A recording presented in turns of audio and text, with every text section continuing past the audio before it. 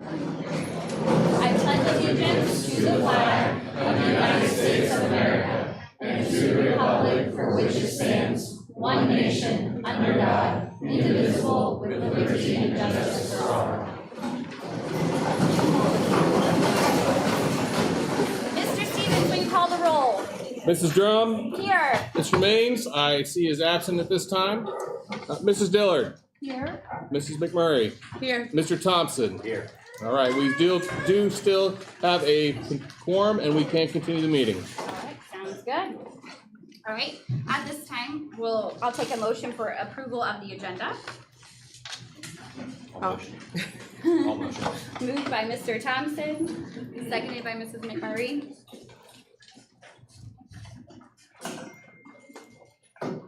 Any discussion?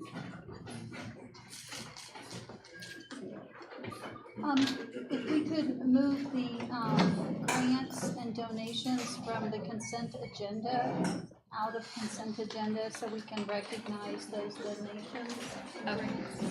So,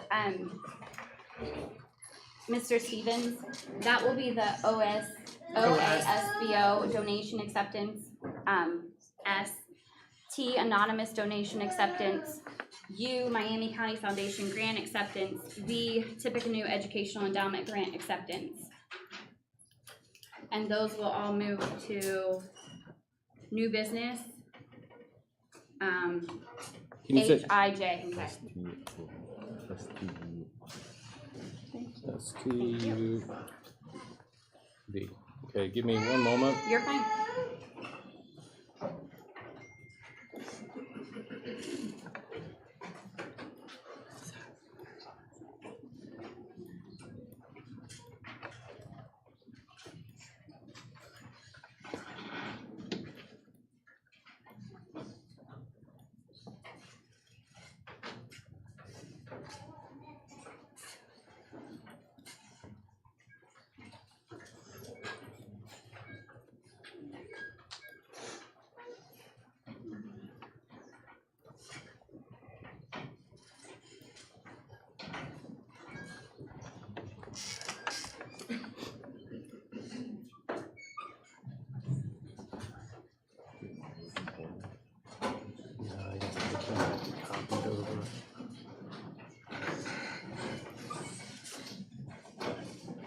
All right, while he's doing that, did you guys have anything else you wanted to move?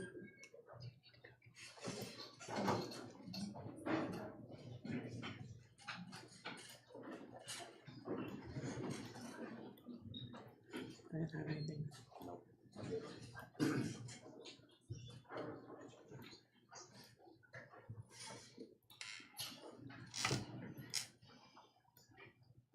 Almost there. You're good?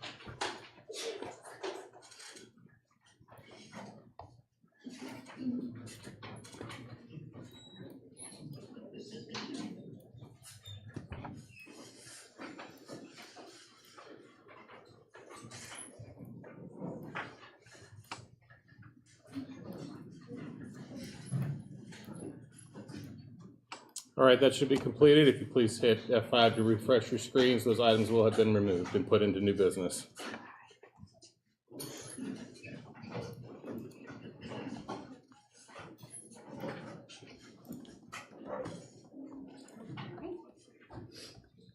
Everybody else good? All right, hearing none, we'll proceed to vote on the agenda as amended. Thompson? Yes. McMurray? Yes. Dillard? Yes? Drum? Yes. Motion passes. All right, at this time, we'll start with student recognition. Okay, we're going to start with middle school students today because they have, some of them have a track and field banquet to get to. So We're going to start off with the State Science Day Excellent and Superior Rating. So if I call your name, please come up, get your certificate, and you'll proceed down this line and over to the other side where you get your picture taken. And parents, you're welcome to get your picture taken at that same time as well. So, so those who got excellent and superior ratings were Jackson Anderson. Jackson here.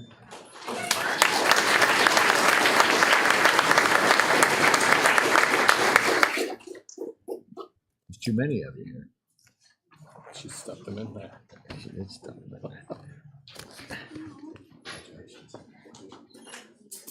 Good job, Jackson. Aubrey Ernst.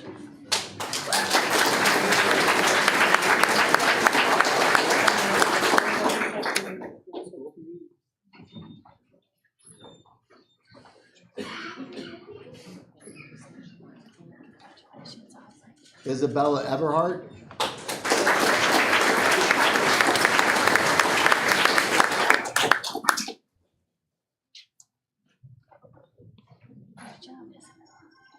Audrey Jackson.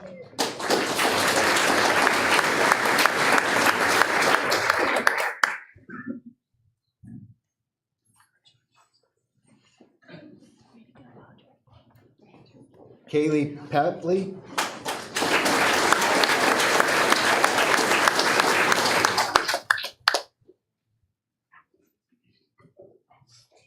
Wait, come this way.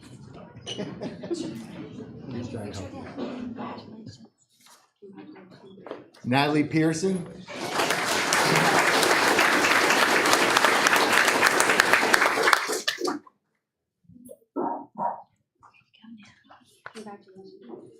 Ella Van Oss.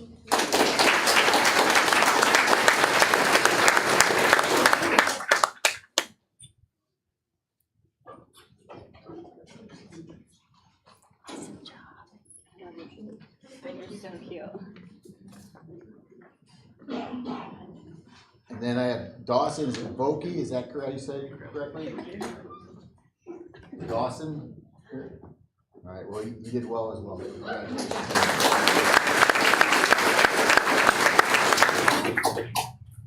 We have some track athletes that broke some records and did some great stuff. So the 4x100 meter relay broke the school record of 49 with a 49.22 seconds. And that was 8th graders Rylan Gross, Jordan Hughes, Wesley Lowe, and Jonas Tilley.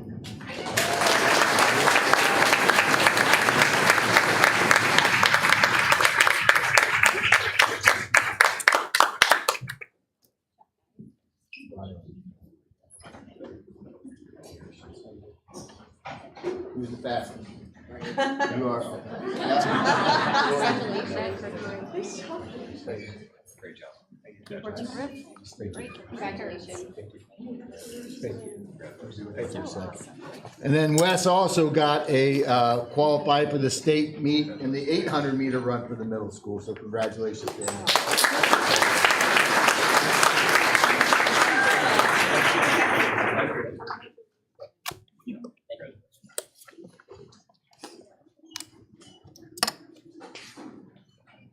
The middle school boys dressed up. They got a reason to do I that. know, they were so nice. They got the venue, so it's kind of perfect. They would have got dressed up twice. Oh, yeah, I forgot the. So, rock stars of the week. This was at the middle school for the month was for trustworthiness. And in 6th grade, we have Evelyn Poston.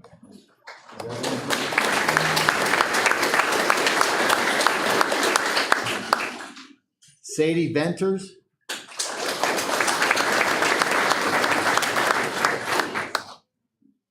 Kinsley Wemple. Jackson Wilson.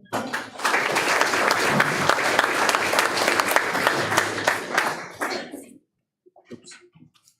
Dexter. Great job. In the 7th grade, we have Ellie Lukacs.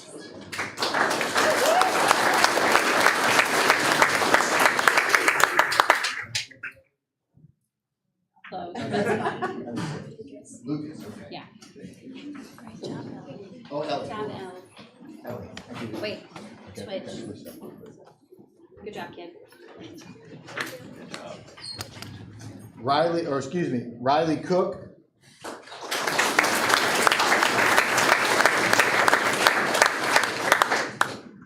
Bridget Tron.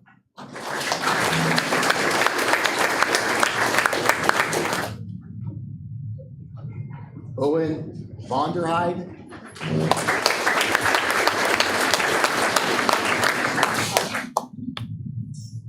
Charlotte Heil.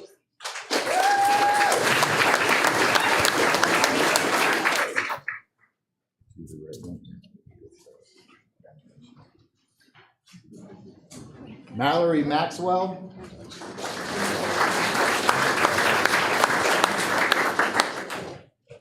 Presley Maxwell.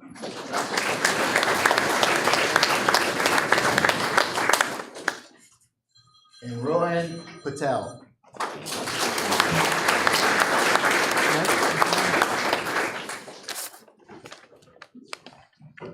All right. Nevin Kopic, we have character, quality of trustworthiness as well. And we have Finley, again, I'm going to screw this one up, but Finley Bearer.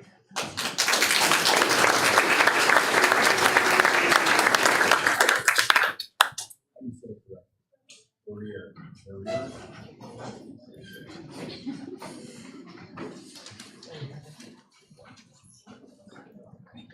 Poppy Dooling.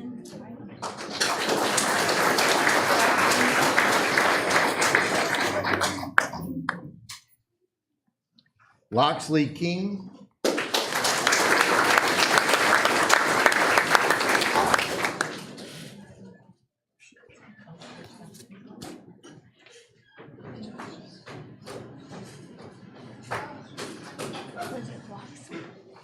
May Smith.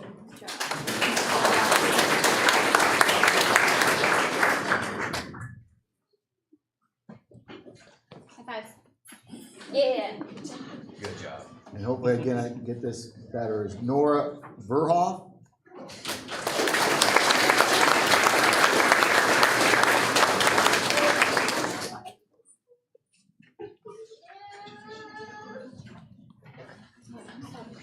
Good job. Good job. Good job.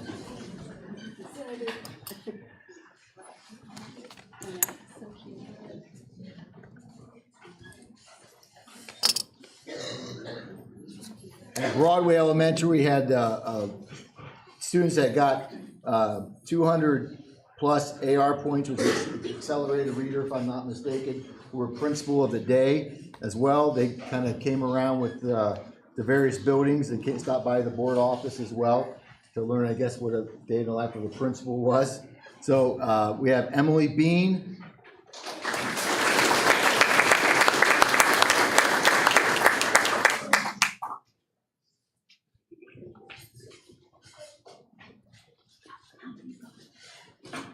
Levi Strasser.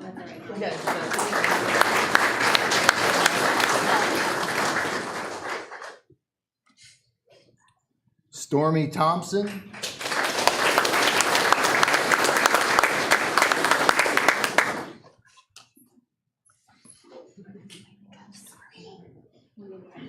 Anna Carroll.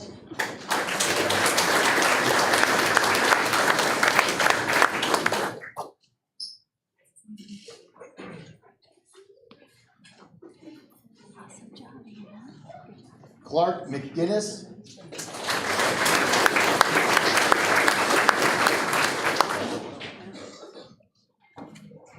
Grant Nippen.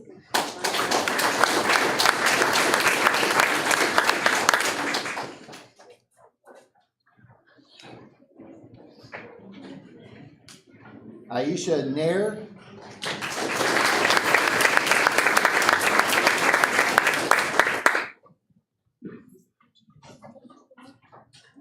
Great job, Aisha. Good job, kid. Jaden Rings.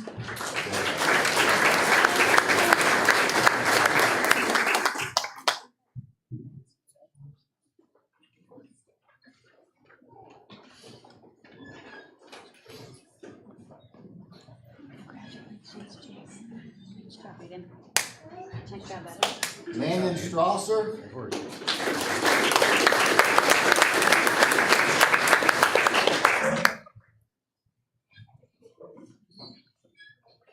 I think so. And Cooper Seifert.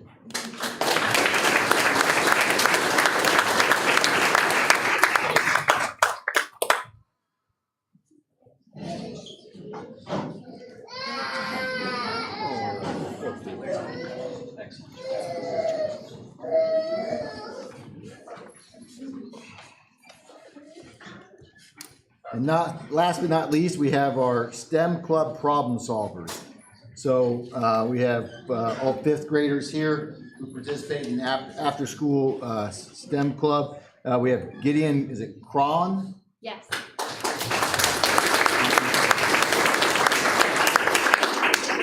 Olivia Hoff.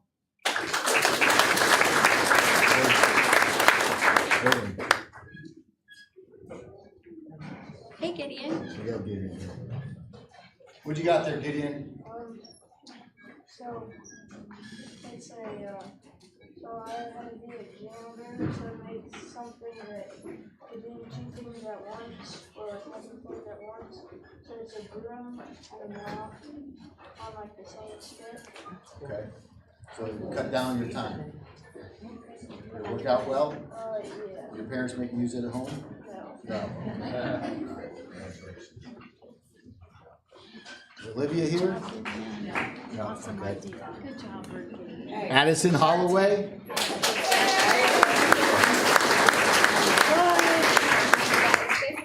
What was your problem solving? I had to build a playground that was safe and easy to play on. Okay. You did that well? Maybe help us with the new building? Yeah. Awesome. Congratulations. Awesome. Thank you. That was great. Excellent work. Aiden Long?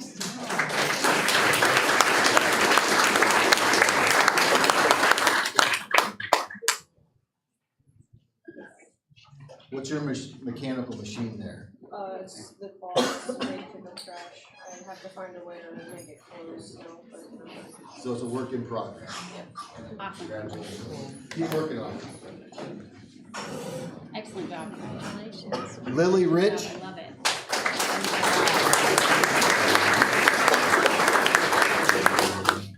Sorry. Aiden Robb?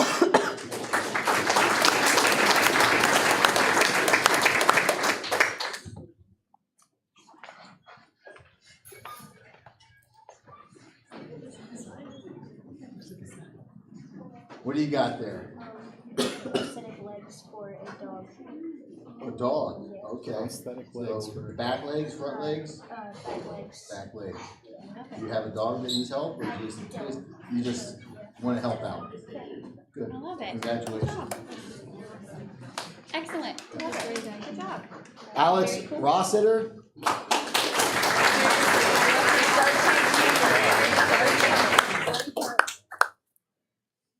So, is Sophie, is it Wade? Is that correct? Sophie? Did I say it correctly? What did you do? Oh, you meant it. Congratulations. Very good. Congratulations. Yeah. I love the dress. I know. I don't know. All right. That's all of them. Awesome. Thank you guys. Excellent job.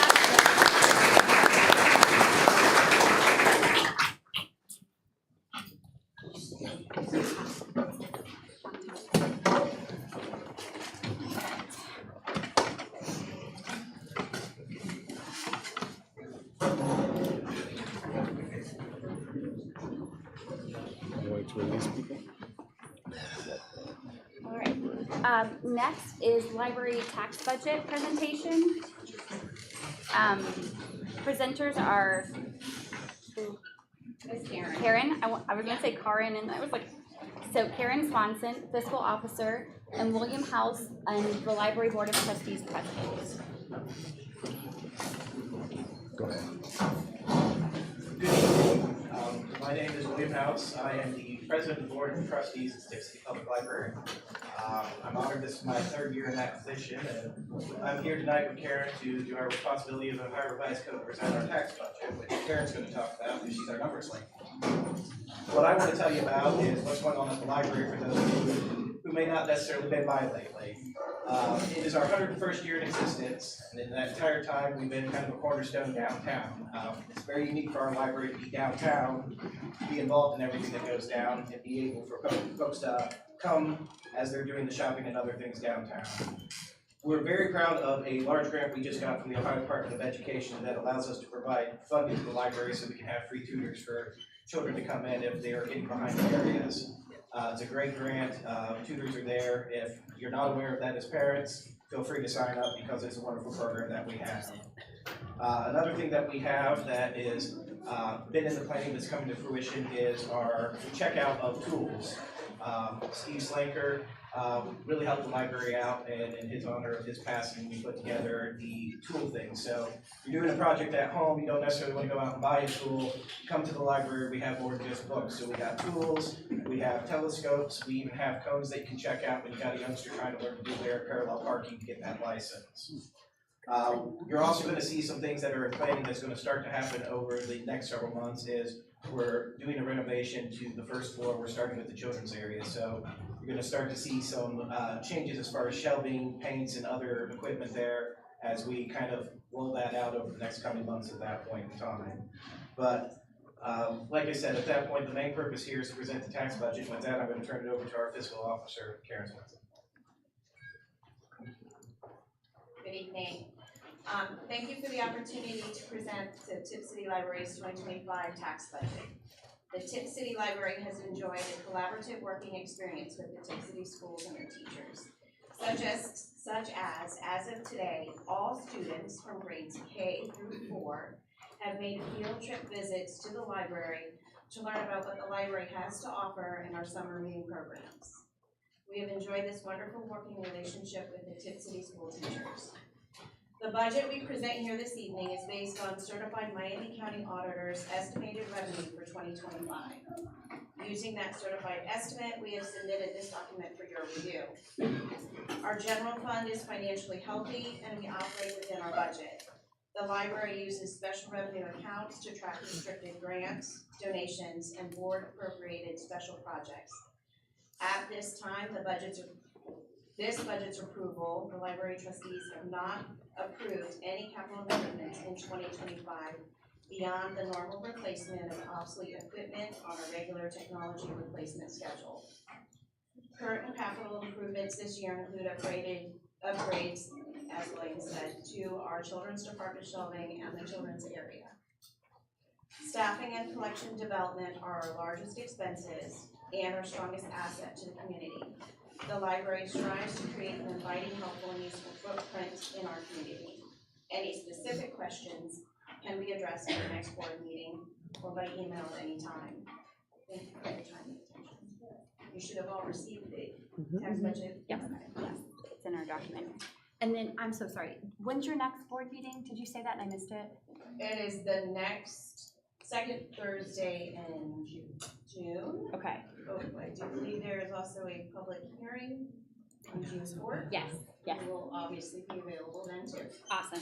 Thank you. Like I said, anytime by email, so. Thank you. Awesome, thank you.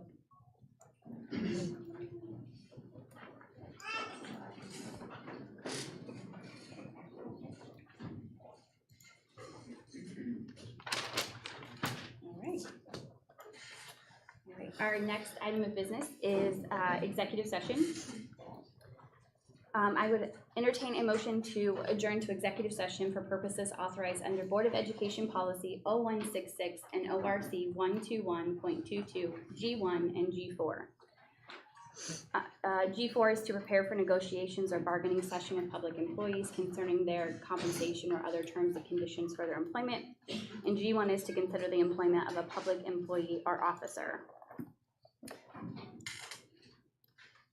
Official action may follow the executive session. I'll move that we adjourn to executive session. Okay, moved by Mrs. Dillard. Sorry. I just had a brain fart. I was staring at you like, Cindy? It's moved by Cindy. Okay, moved by Mrs. Dillard. And do I hear a second? I'll second. Seconded by Mr. Thompson. Is there any discussion? All right, hearing none, we'll proceed to vote. Dillard, Yes. Thompson, Yes. McMurray, Yes. Drum. Yes, motion passes. The time is now 6:26 and we'll adjourn to executive session.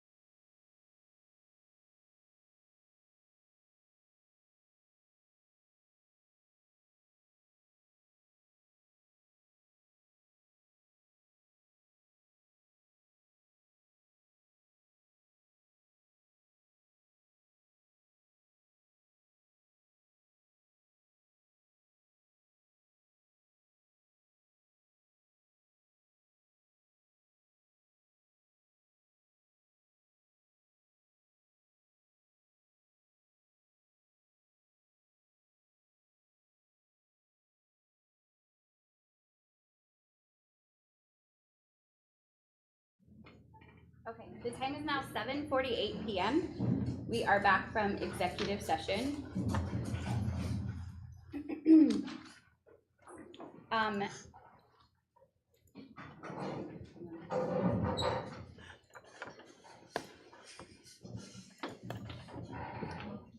I'd like to make a motion to change tonight's agenda. I'd like to add section 10L for retirees, to add Mr. Galen Gingrich as a retiree effective at the close of business June 7th, 2024. And I would like to announce that it is the board's intention to hire him in a mutually agreed upon district administrative position that we've been discussing with him over the past few weeks. Excellent. Is there a second? I'll second. Mrs. Dillard, and seconded by Mrs. McMurray. The motion to change the agenda to add it to 10L. Dave? Yeah, let me Did you get wanna this, give let me that get to- this item in here under, new agenda item. The motion is to change the agenda to add section 10L retirees with the intention of adding Mr. Galen Gingrich as the retiree effective close of business June 7th. The intention is to hire him in a mutually agreed district position. When you're ready, we'll take a vote.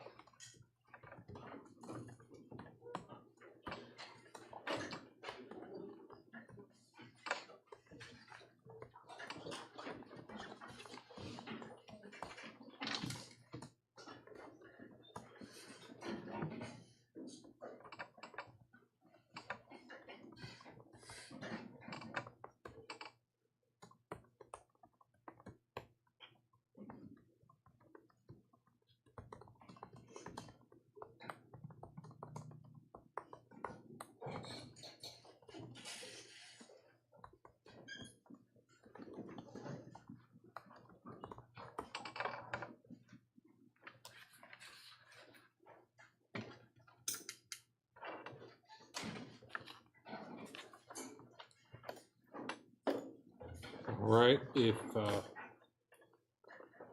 guess I have another one to add. That was just the new agenda item under executive session, item E, where we put, that, no, this is where I placed Mrs. Dillard's item, Okay. because we're going to vote on adding that. And then we will then have item 10L under new business Okay, with what she said. okay, So awesome. just one more thing here. Okay.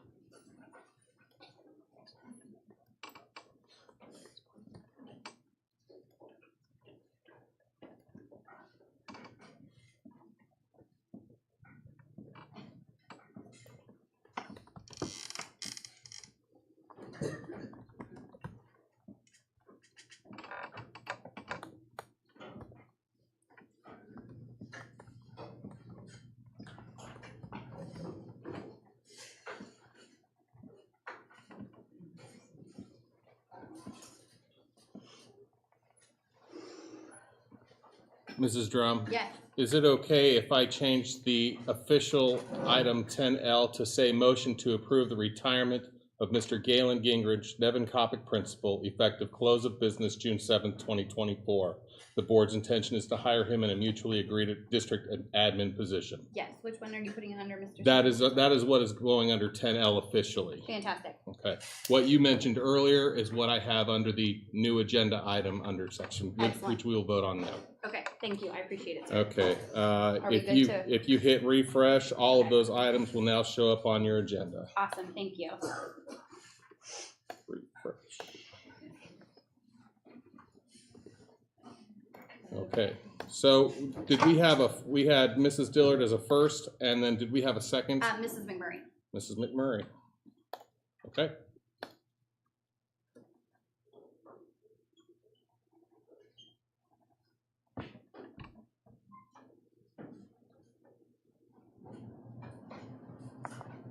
Oh, and you said you put it under E, right?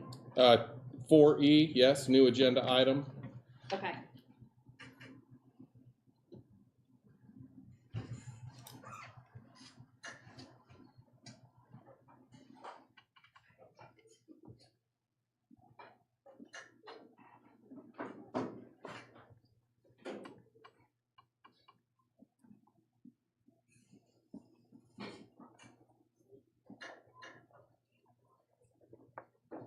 And are we voting on that now? Yes, we will Okay. vote on adding this item to the agenda. Okay, whenever you're ready. Okay, Dillard, Yes? McMurray, Yes. Drum, Yes. Thompson. Yes. All right, motion passes. It's added to the agenda. Okay. Next is number 5, citizens' comments. Section A, citizens may address the board.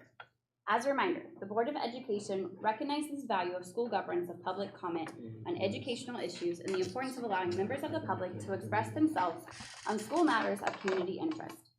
Any person or group wishing to place an item on the agenda shall register in their intent with the superintendent no later than 5 days prior to the meeting and include name and address of participants, group affiliation, if and when appropriate, topic to be addressed. Such requests shall be subject to the approval of the superintendent and the board president. In order to permit the fair and orderly expression of such comments, the board shall provide a period of public participation at every regular meeting of the Board of Education. Public meetings at the board during which actions may be taken to publish rules to govern such participation in board meetings. The presiding officer of each board meeting at which public participation is permitted shall administer the rules of the board for its conduct. The presiding officer shall be guided by the following rules. Public participation shall be permitted as indicated on the order of business or before the board takes official action on any issue of substance.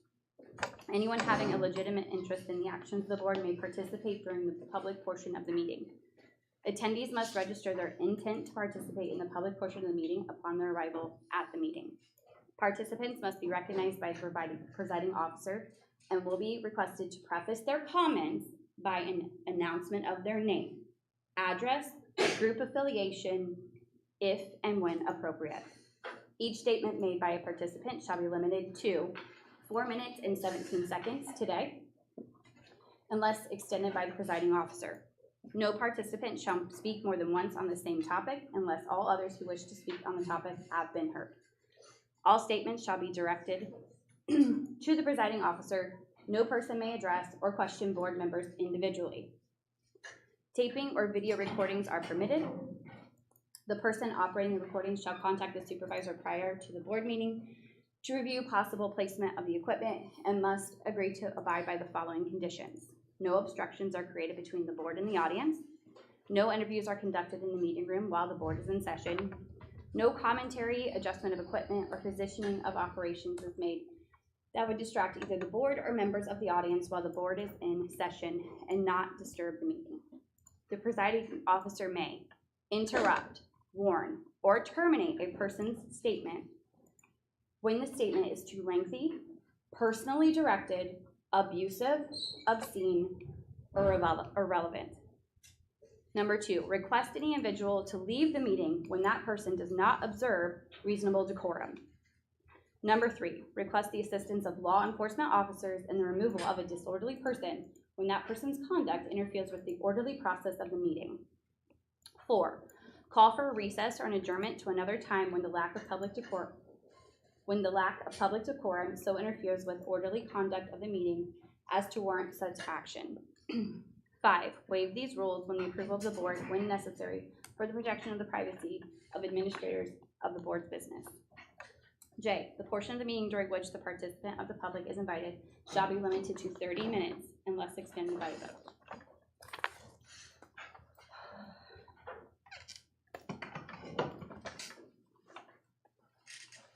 Okay. First is TCEA.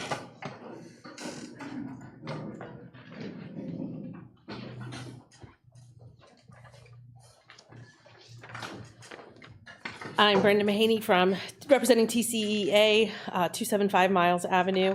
At the last meeting, TCEA stood before you to share concerns about the gravity of the cuts proposed to you.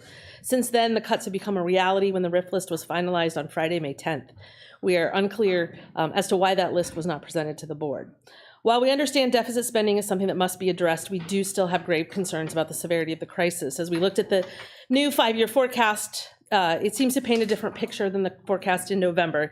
It appears we don't go into the red until year 5, as opposed to year 4, and that the deficit is not deep as originally projected, and that's without the 18.5 cuts. This allows room for, in our opinion, this allows room for other avenues of reductions to be explored. As previously suggested, reduction of costs through busing or fees, field trips, would allow for easy reinstatement when the financial ship is righted, while the loss of qualified and proven staff is permanent, and with a teaching shortage could make it difficult to find the best people to fill those positions. People are a precious resource, and 10 years ago, during our wage step freeze in Tipp City, we became a stepping stone district, not the destination district it had always been.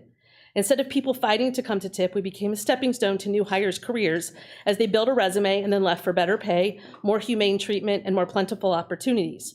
We're at a similar crossroads today. How we treat people matters. We will have lost 14% of our staff to a RIF, but starting today, you will see on the agenda names of teachers who have decided that there might be better places to teach. TCA predicts we could lose another 15 or 20% of our teaching staff. We must model to our staff the same treatment we expect to be given to students: grace, empathy, compassion, and support. While Tipp City is letting teachers go, we noticed that many former Tipp teachers and administrators that are now in other districts are swooping in, interviewing these teachers and hiring our teachers, both those who are RIFed and those who aren't, because they know the value of Tipp teachers. This includes Troy, Springboro, Oakwood, Upper Valley JVS, CTC, Vandalia. Even our non-RIF teachers are looking because teachers want to work in an environment that values and praises their efforts, their expertise, and their excellence. We stand at a crossroads together, and we look to you for leadership. How do you honor the human work that goes on daily throughout our district while balancing a budget shortfall? How do you help teachers physically move their classrooms, providing them the time and the support that they need to pack while they have to simultaneously teach while keeping costs low? How do you honor the precarious place that RIF teachers are now in and act promptly to get them access to unemployment as quick as possible? Why would we not want to keep the teachers who have already established relationships with our students and our community, as well as proved their efficacy in the classroom? Why are we cutting while simultaneously hiring? Again, how we treat people matters. And I leave you with this thought from Brene Brown. A brave leader is someone who says, I see you, I hear you, and I don't have all the answers, but I'm gonna keep listening and keep asking questions. Thank you.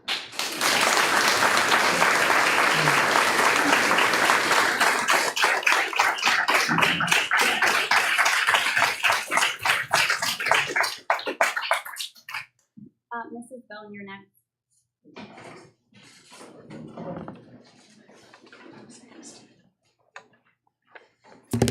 Kathy Bone, and I am a taxpayer.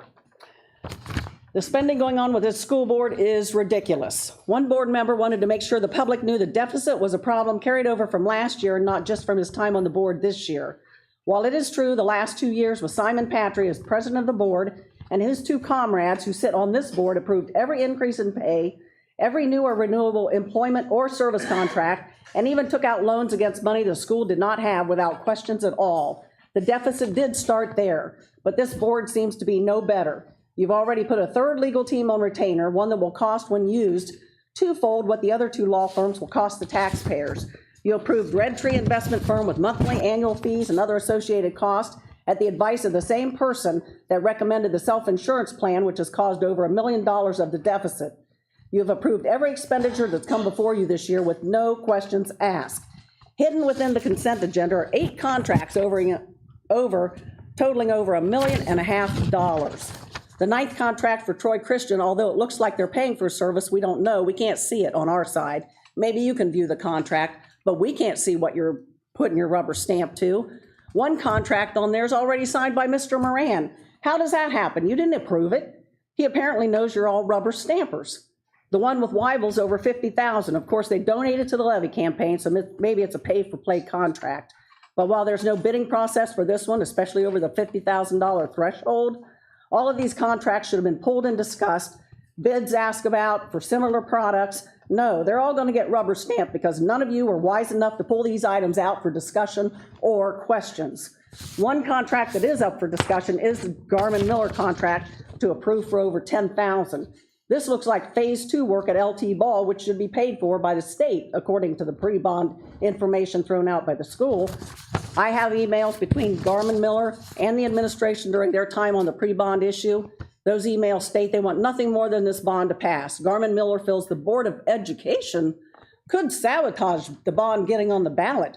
Garmin-Miller even wanted to present only half a slide deck at one board meeting because he was afraid that group would go off on a tangent. There are emails back and forth on guidance, how to set up the website, how to put information out there for the levy, all sorts of things. And the administration saying we may not want to put everything out because we don't want it to lead to misinformation. Well, I don't know, emails about how to present items to the public so they'll buy in and pass the levy. There's even an email where Garmin-Miller sends a qualification paper and reminds the school that they're there for any project under $50,000 the school wants to do, regardless of bond passage or not, because the school doesn't have to get a bid under $50,000. Their pre-bond contract stipulates no campaign or bond levy assistance will be provided, although the emails appear to show that they did just that. The levy campaign report that I received, the financial report, the group was led by Martin English, shows payment to Garmin-Miller for a contract for professional service for the levy bond. They were working with the levy committee while they were working with the school.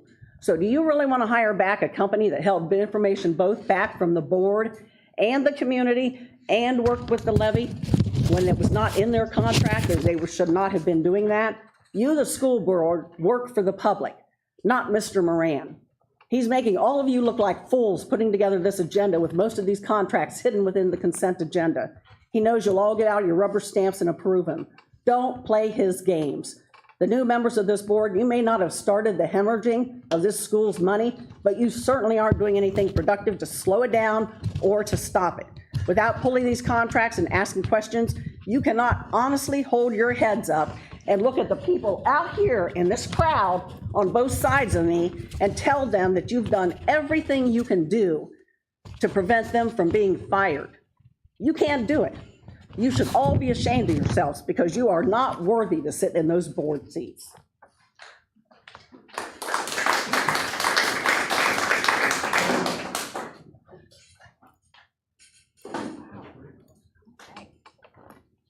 Next is Mr. Don Watson.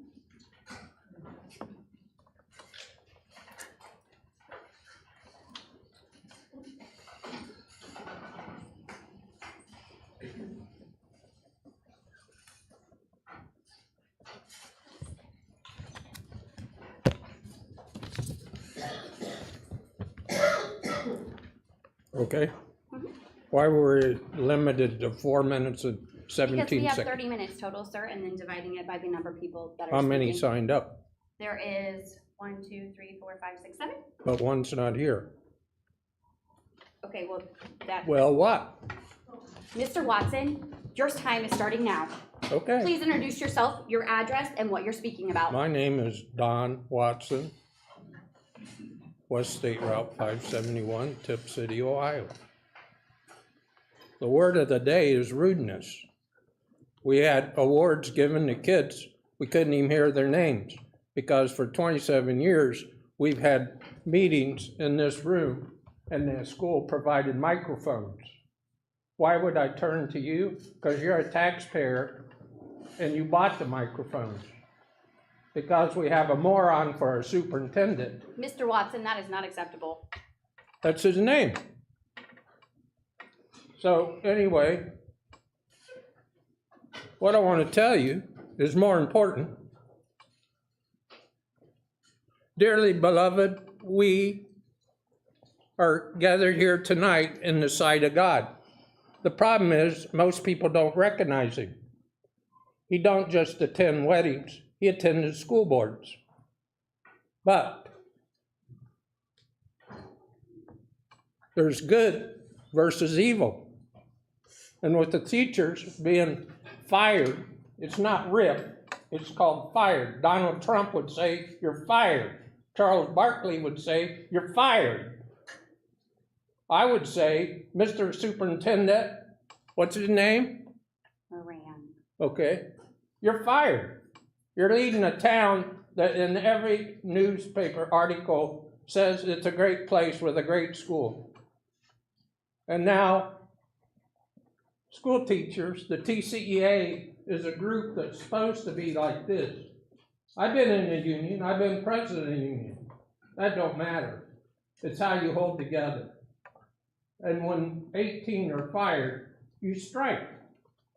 You don't allow it.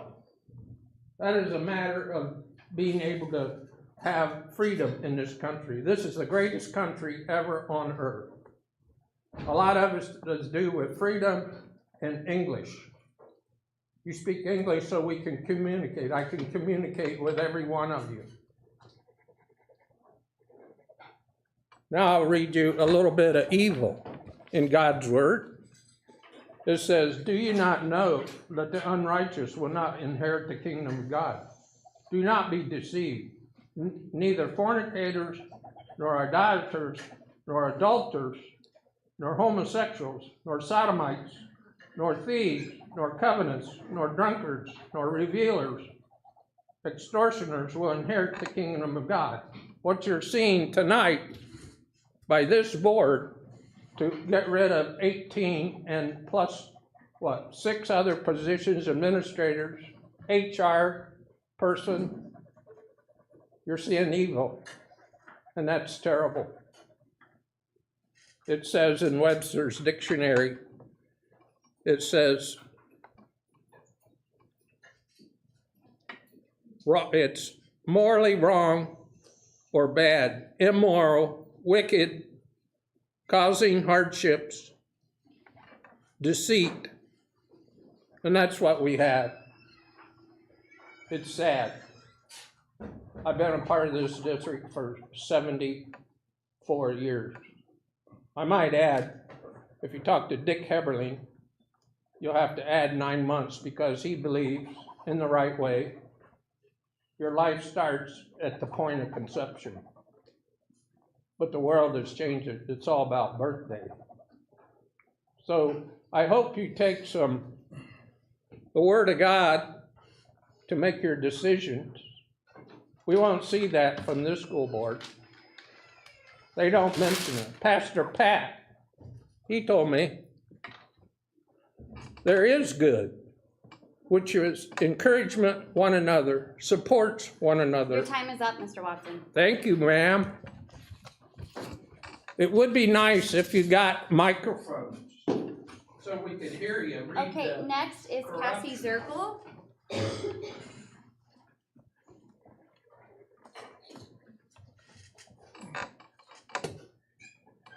You ready? Yeah. Okay. Hi, my name is Cassie Dirkle. I live at 1590 Indian Drive. I'm a community member. I want to thank each and one of you for your service to the school and community, for allowing me the opportunity to speak tonight. I come to you this evening as a concerned community member, parent, and Tippecanoe alum. I believe Mr. Moran's recent reduction in force proposal will leave our district without its strongest assets. And if carried through, our students will be the one to pay the price. In recent years, our district has faced a long list of hardships and obstacles, including the COVID pandemic, high admin turnover. Just at the high school alone, there have been a combined total of 6 principals in the last 6 years. And I'm not sure the count is over. And add to that a controversial board of education that can't stay out of the news headlines. Despite the drama, it has been our amazing teachers and staff that have acted as the glue holding this district together and keeping our schools respectable. Now we have a RIF proposal that threatens to cut some of our best educators, staff members, and administrators. The chaos and lack of clarity the situation is creating is already running off some of the district's best talent. We have skilled and accomplished teachers leaving for neighboring districts and beloved principals entering early retirement. Take Mr. G, for example, who knows the name of every student he has ever had and also didn't have, who makes them feel valued and important. and meets them where they are to provide the best and most memorable educational experience for our littlest learners. So thank you for reconsidering his position. The timing of this plan also feels very deceitful, and I'm sure the voters would have had a different thought had this information been made public prior to the levy. Where's the transparency? A nice new building is nothing without a great staff and community to fill it. A reduction in force would lead to an increase in class sizes and educational opportunities being taken away from our students. Larger class sizes are going to hamper student learning and lead to teachers being stretched thin. I have a unique opportunity in my role for what I do for work, to work across multiple districts, and I'm in multiple classrooms. And I know not everyone I'm speaking to tonight has classroom experience, but I've been in the classrooms of 25 plus students, and I can assure you the teachers do their best, but even the best educators cannot accommodate for the volume of chaos a large classroom holds. The teachers are stressed, the kids are easily distractible, and in a world full of distractions, their attention is gold these days. I know you have said special education students are not factored into the numbers, but I have to ask you, how does that impact inclusion? If gen ed rooms are already at capacity, how does this allow for inclusion, which is so vital to all learners? At the middle school and high school level, students who have a variety of interests are now going to be told they have limited options, with electives being cut and the potential loss of certain AP classes due to the class size mandates. It is in electives where students find and develop their passions and interests. How can this be in the best interest for our kids? Again, as a community and as voters, we have been led to believe that the drama and lack of transparency that has haunted this district were behind us, but the deceitfulness proves otherwise. I understand there is a need to balance the budget, but please don't take repercussion out on our staff and our students. Let's do what is right by our students, staff, and community. We voted in this board to be proactive, transparent, and for the kids. In many ways, this feels like a rushed amputation. Time's up. Thank you. Thank you.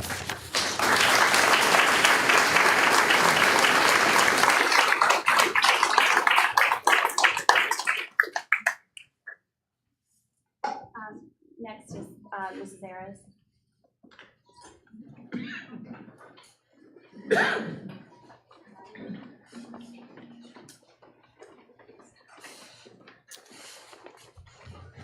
Good evening, board members and Mr. Moran. I'm here tonight because I too have some concerns about what's going on. I'm sorry? Can you please give your address? I'm so sorry. Oh, I'm so sorry. I'm so sorry. Yeah, so excited, I just. I know, I get it. Oh. Linda Ayres, okay, Linda Ayres, 805 Pinehurst Drive here in Tipp City.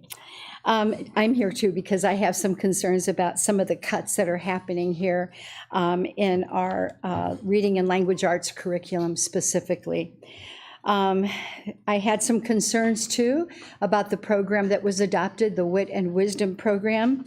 And I wanted to make sure that I understood the program. So I spent some time this morning speaking with Mrs. Scott, our curriculum director, and I wanted to thank her. She's not here, but she did a great job of just going over the program and how it was adopted, and I really appreciated her taking the time to do that. I have heard some good and some bad about the program, and I brought those issues up to Mrs. Scott. I let her know that I felt that this program did have a liberal lean to it in some areas and some of the modules. And she assured me that teachers would have the ability to adjust what they did in their classrooms and the books that they read. And so that was a good thing. I also had concerns about the time to teach the reading and language arts and the fact that it's being reduced to about 50 minutes from the 80 minutes that we've had in order to teach reading and language arts. As a reading teacher, I am concerned about the pacing of this program. It is built for a 90-minute class, and so we're almost taking half of that time off. Mrs. Scott did explain to me then, instead of going through 4 modules for the year, they would do 3 modules for the year, and assured me that the 3 would get them through the whole curriculum. In addition to a new curriculum, though, we also have a new book series for the teachers to learn and less time to teach. Teachers at the middle school are going to be required to teach 2 grade levels. That means in the fall, our middle school teachers have to hit the ground running, ready to teach 2 separate grade levels with a new curriculum and a new book series. I know that at the high school, there are teachers that may teach 2 or 3 content areas, but by high school, most of the students have a good reading foundation, a good writing foundation. Generally, middle school students need the extra support and the extra time in the reading and language arts areas. Differentiating instruction is super important when you have several ability levels in a classroom. This is an area that will get hit hard by the cut in the minutes that teachers will have to teach this curriculum. In addition to these expectations, staff has had to cope with all the district changes this year, all the time that was dedicated to passing a levy, the building changes coming for staff, where they're going to be combining the buildings. There are real challenges in just combining grade levels, getting used to a new principal and moving from one building to the next. All of these changes create a different kind of stress on the staff. It takes a couple of years for relationships to get established whenever you have a move like that. When staff members have voiced their concerns, they have walked away feeling like their concerns have not been heard. Going into meetings where the decision has pretty much already been made is a waste of time and a disrespect for the professional. So they also know that there are more cuts looming in the next 2 years because of the financial issues we're having. So it's like being in a pressure cooker. At first it's on low, and then you keep raising up the flame, and the people inside of there are just under all that pressure, boiling in all the expectations that are coming across. I would like to appeal to this board and to the superintendent. There were many times as I taught for 30 years, I don't know if one of my principals is here, but they can tell you, I had to hit the reset button. Oh, thank you.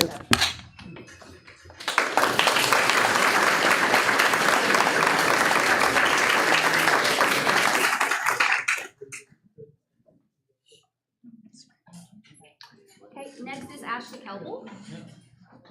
I'm sorry, Amber, I missed that name. Ashley Kelble. She's just here. Okay. And then our last one is Israel and Tanya Foster.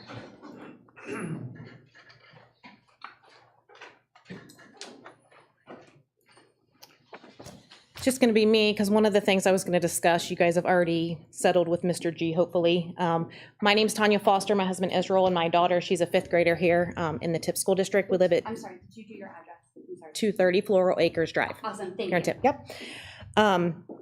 So I have a daughter that is going to be an incoming freshman, and she couldn't be here today. She's at a choir concert. But she wrote a letter after we heard of some of the cuts that were coming. We've had lots of tears in our house. My husband and I graduated from Tipp City, and we have 4 children that have either graduated or are still going to the district. So I don't usually get involved in this kind of stuff, but when it comes down to the bottom line, it's kids. We're in this for the kids. And so my daughter asked me if I could read this to you guys tonight. Dear Board of Education, my name is Natalie Foster. And I'm an 8th grader at Tippecanoe Middle School. My whole life, everyone has fantasized about sports and competitions. I never understood why it was so popular. I never really liked sports. I never even really played them. I always thought sports was kind of boring. I felt like I didn't fit in because everyone played sports, and I just never saw what was so good about it.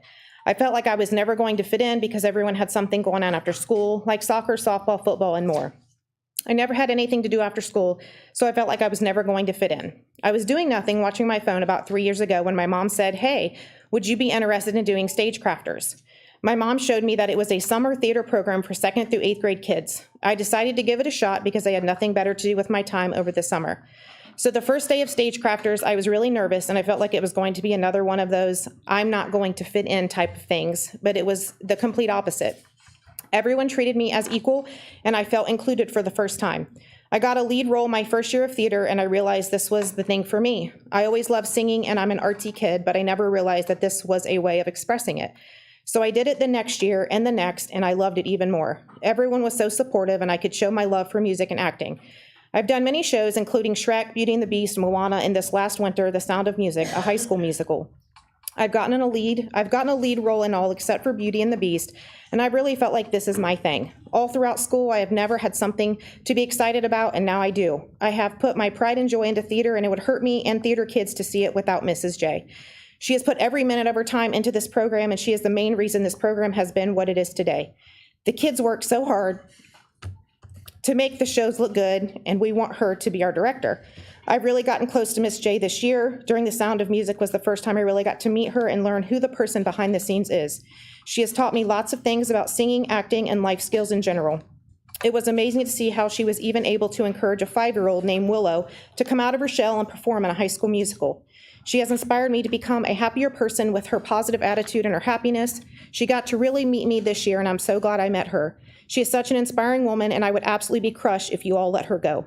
I finally got to see who made this program what it is today, and it wouldn't be the same without her. She puts her time into this and wants to see all the kids so happy. She is one of the most positive people I know. When bad things happen, she always reminds us to think about the good things we should focus on. She has made this program so much better, and I would hate to see this program come crashing down if she is not here. She is a very helpful person, and she makes everyone feel included. This world is such a judgmental place and a nasty world. The program has made me realize that there are good people in this messed up world. It is such a happy environment, and every year I get so excited to see what the next show is and to see all my theater friends. I have never smiled so much in my life. I feel like I can express my feelings when I am at Stagecrafters and show the real me. I have had a chance to be in a high school musical this year, and I was so happy when I found out that the director, Mrs. J, asked me to come to the auditions.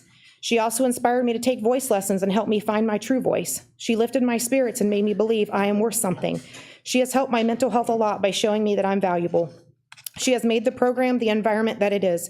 We are so thankful to have her as our director. She makes everyone feel like they have some job and some part in all the programs we do. She gives credit to everyone but herself. She even gives credit to the people building sets, props, and all the above to make these shows great. She deserves most of the credit because if I didn't go to this program, I would have been so lost in life and I don't know what I would be doing right now. She has made me excited to wake up knowing soon I would be in a program that brings me so much joy. Thank you. Perfect.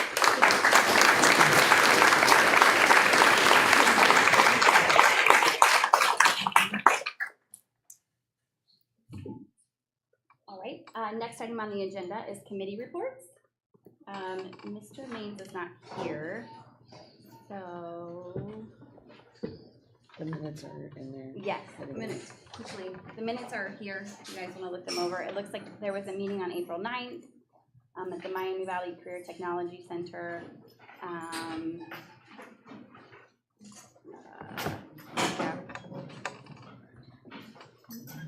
Looks like they approved some courses of study, donations.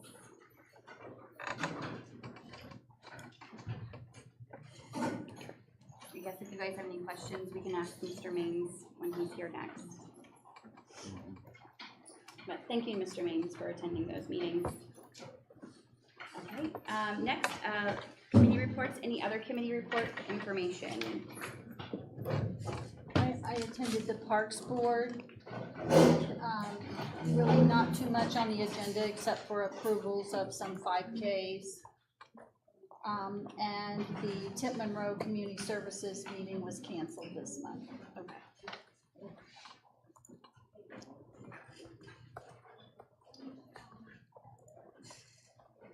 Okay, I was unable to attend the last team meeting because my daughter had a tournament game for softball. But Tipp Educational Endowment, which is already listed on here later, did donate money to the makerspace that's going to be at Broadway Elementary. So I'm very excited for that. I happened to see some of the ladies out for coffee the other day, and Teacher of the Year, there were 19 or 20 teachers in our district that were nominated. So thank you to everyone who took the time to nominate, because those are long processes to fill out all of the requirements. There is plans to adjust some things next year for the teacher nominations, so they're not as not time consuming, but like just easier to submit. So thank you to everybody who took the time to nominate your teachers in this district. So, okay. Next will be Treasurer's Report. Mr. Stevens, report and information on the monthly financial report. All right.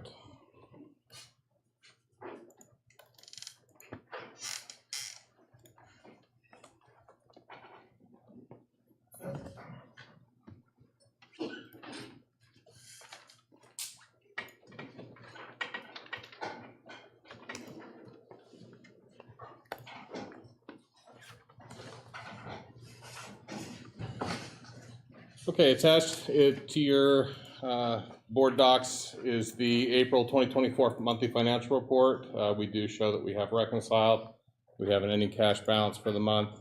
Out of all funds, $17,965,000. We do report on the interest earned for the year, or for the month, of $78,979.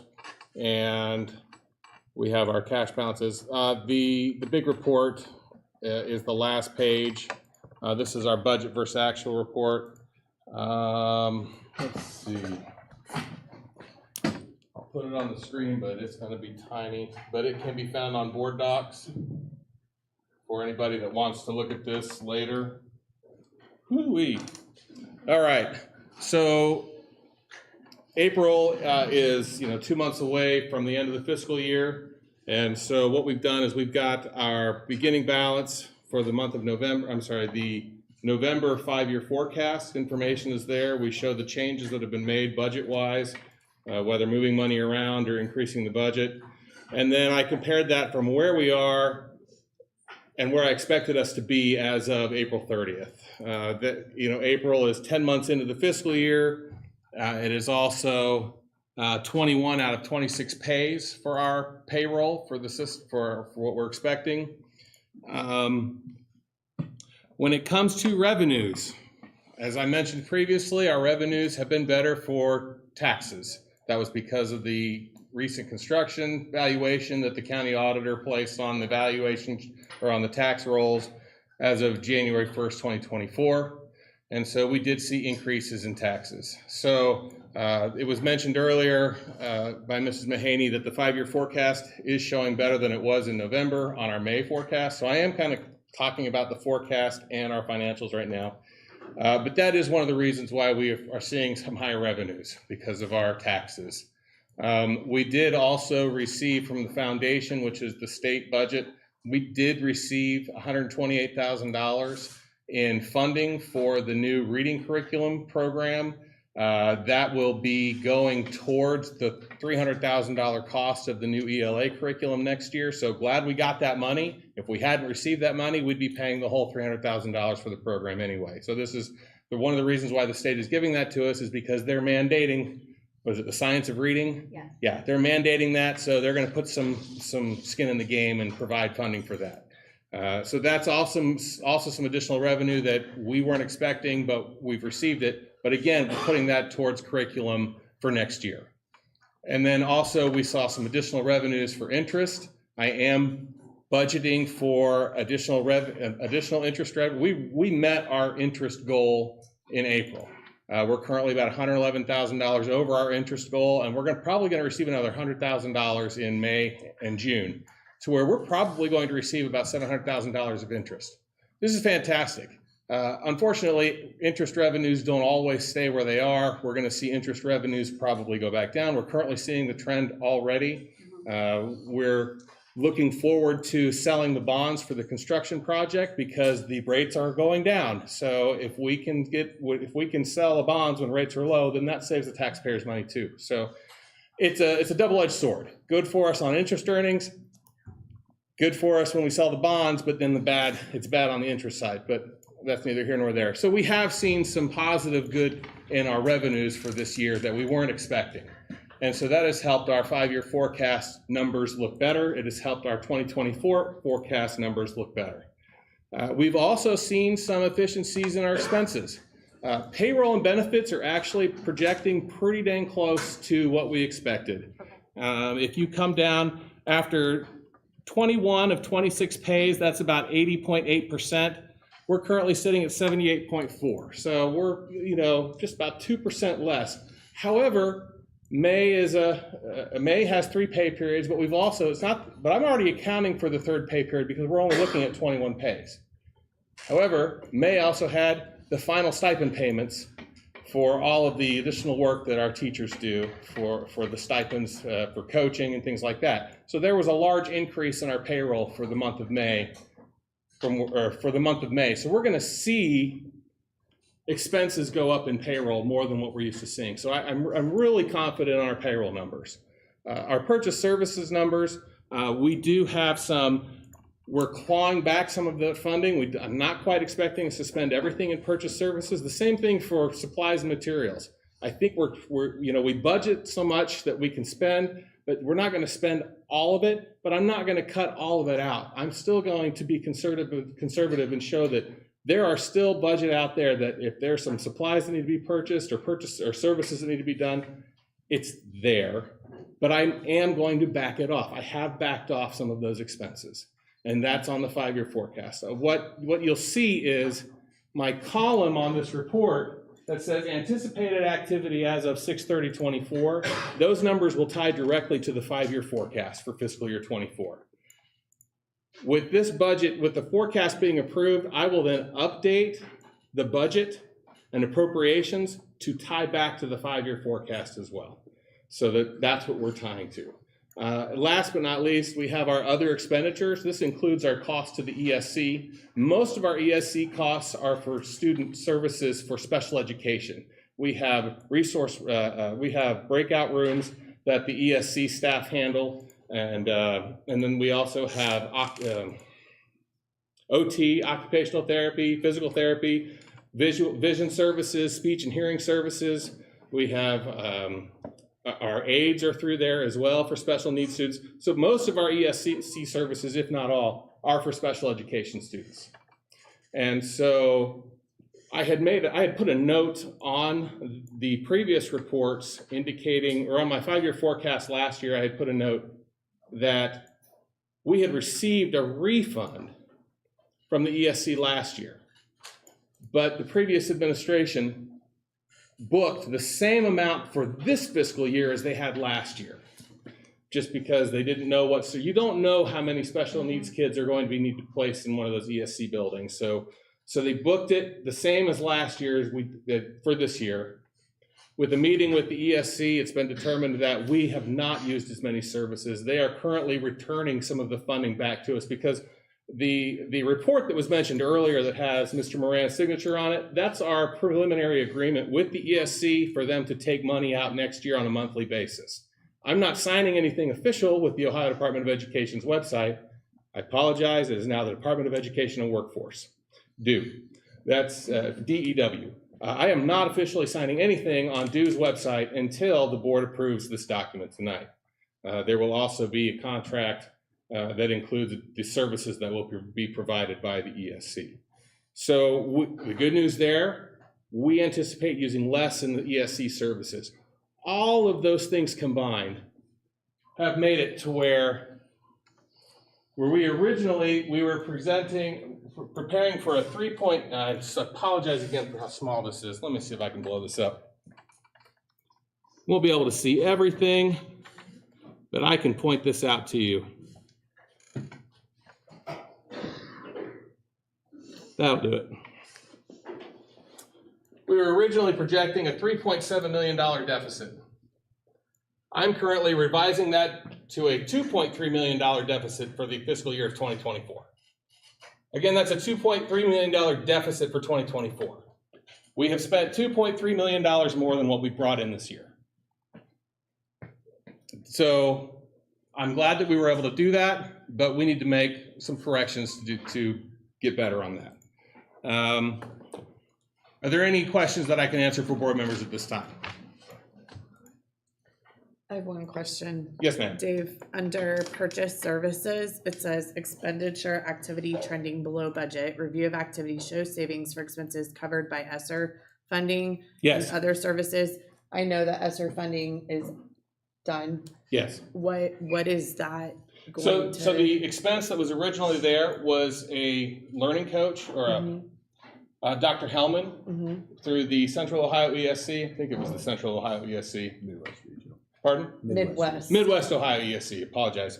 The contract for her was originally budgeted for $80,000 in the general fund, but we were able to restructure that to come through the ESC. And we were also able to save money on that because the ESC received grant funding for gifted that was able to bring the cost down by $25,000 because they received grants that we are not able to get for gifted funding. So that was good to do that. And we're using the ESSER funding for that. The ESSER funding is over with at the end of this year.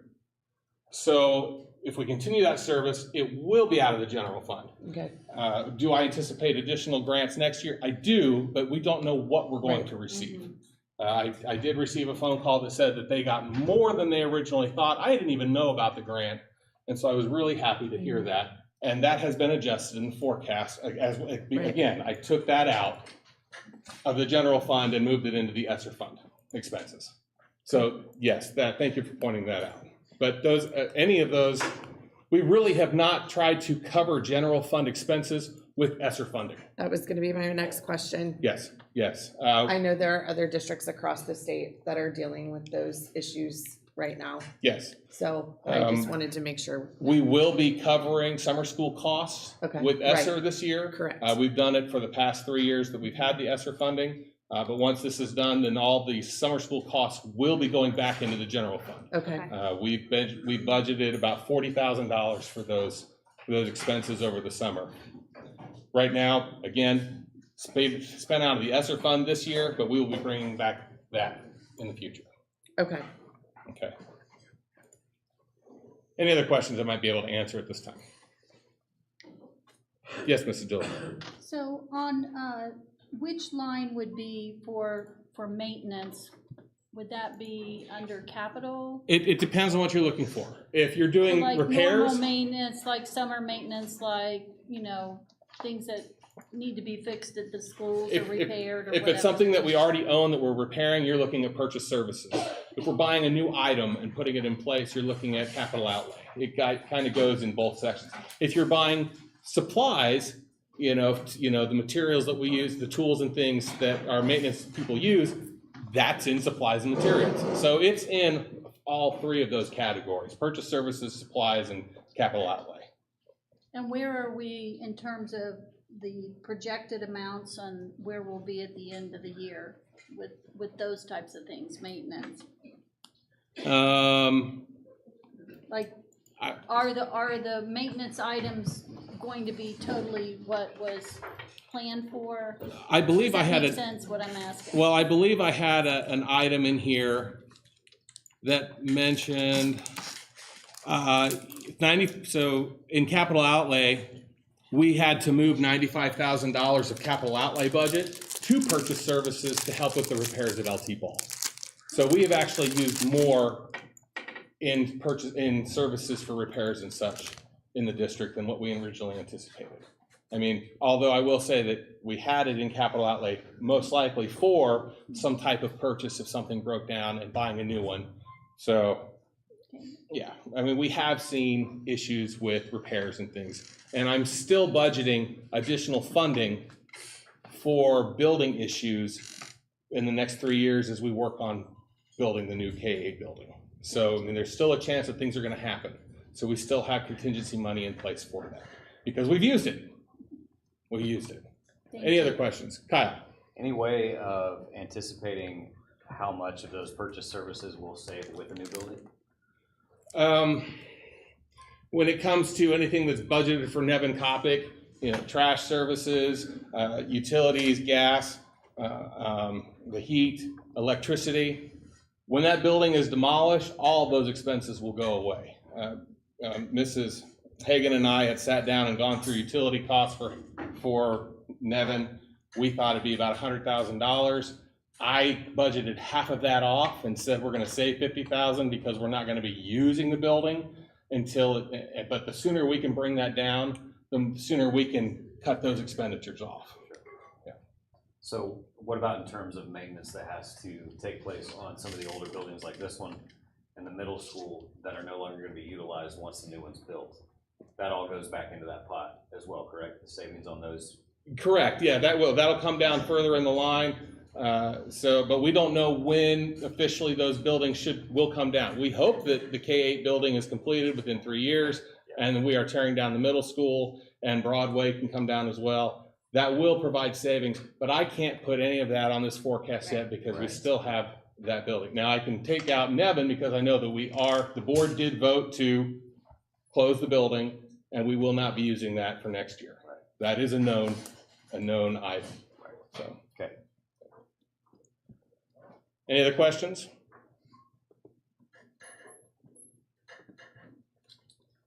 Okay, well, thank you. If there's any other questions from the board members, call me and we can discuss this further. Thank you.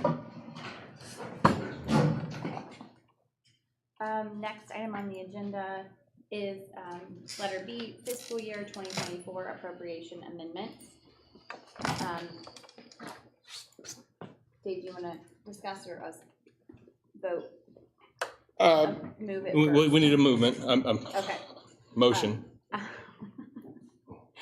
At this time, I would take a motion for the approval of the fiscal year 2024 appropriation amendments. I'll motion. Motion by Mr. Thompson.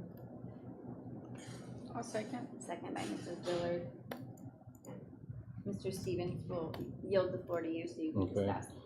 We did have some increases in appropriations. We had one decrease. Most of the increases were for the 019 other grant funds. We have received numerous grants from TEE, Tipp Education, or the Tipp City Foundation. Yeah, we did it from T, Miami County Foundation, the Tipp Foundation. We also had the Ohio Academy of Science grant funding that we approved in October, but Carrie, Mrs. Prawl and I got around to putting that budget in because we will be paying the teachers the approved stipend. I have Mrs. McMurray down there nodding her head because I know that she played a part in that grant. And so we had none of the increases were in the general fund. They were all in federal grant funds because we received additional allocations, or it was in our local grant funds. And we also had an increase at the LT Ball because they're doing a fundraiser, Relay for Life. And so they're bringing in money that they're going to pay out to Relay for Life. So they didn't have enough budgeted, but they're going to bring the money in so we can pay it back out. So those are the increases in appropriations that we have. Any questions? Okay, fantastic.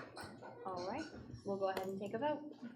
Thompson? Yes. Dillard? Yes. Drum? Yes. McMurray? Yes. All right, motion passes Okay. for the approval of the fiscal year 2024 appropriation amendments. Next is approval of the 5-year forecast for spring 2024. At this time, I'll take a motion. I'll motion the Motion approval of the 5-year forecast spring 2024. Thank you, I was just gonna repeat it. Oh, And I sorry. will second that.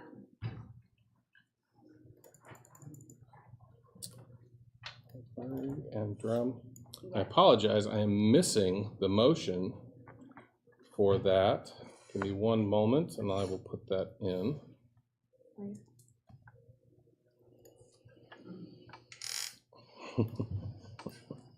It was listed under budget source, Oh, so it didn't show up there. technology. Okay, let me go ahead and open that up. We'll discuss that. I have hit a lot of the highlights on the forecast already.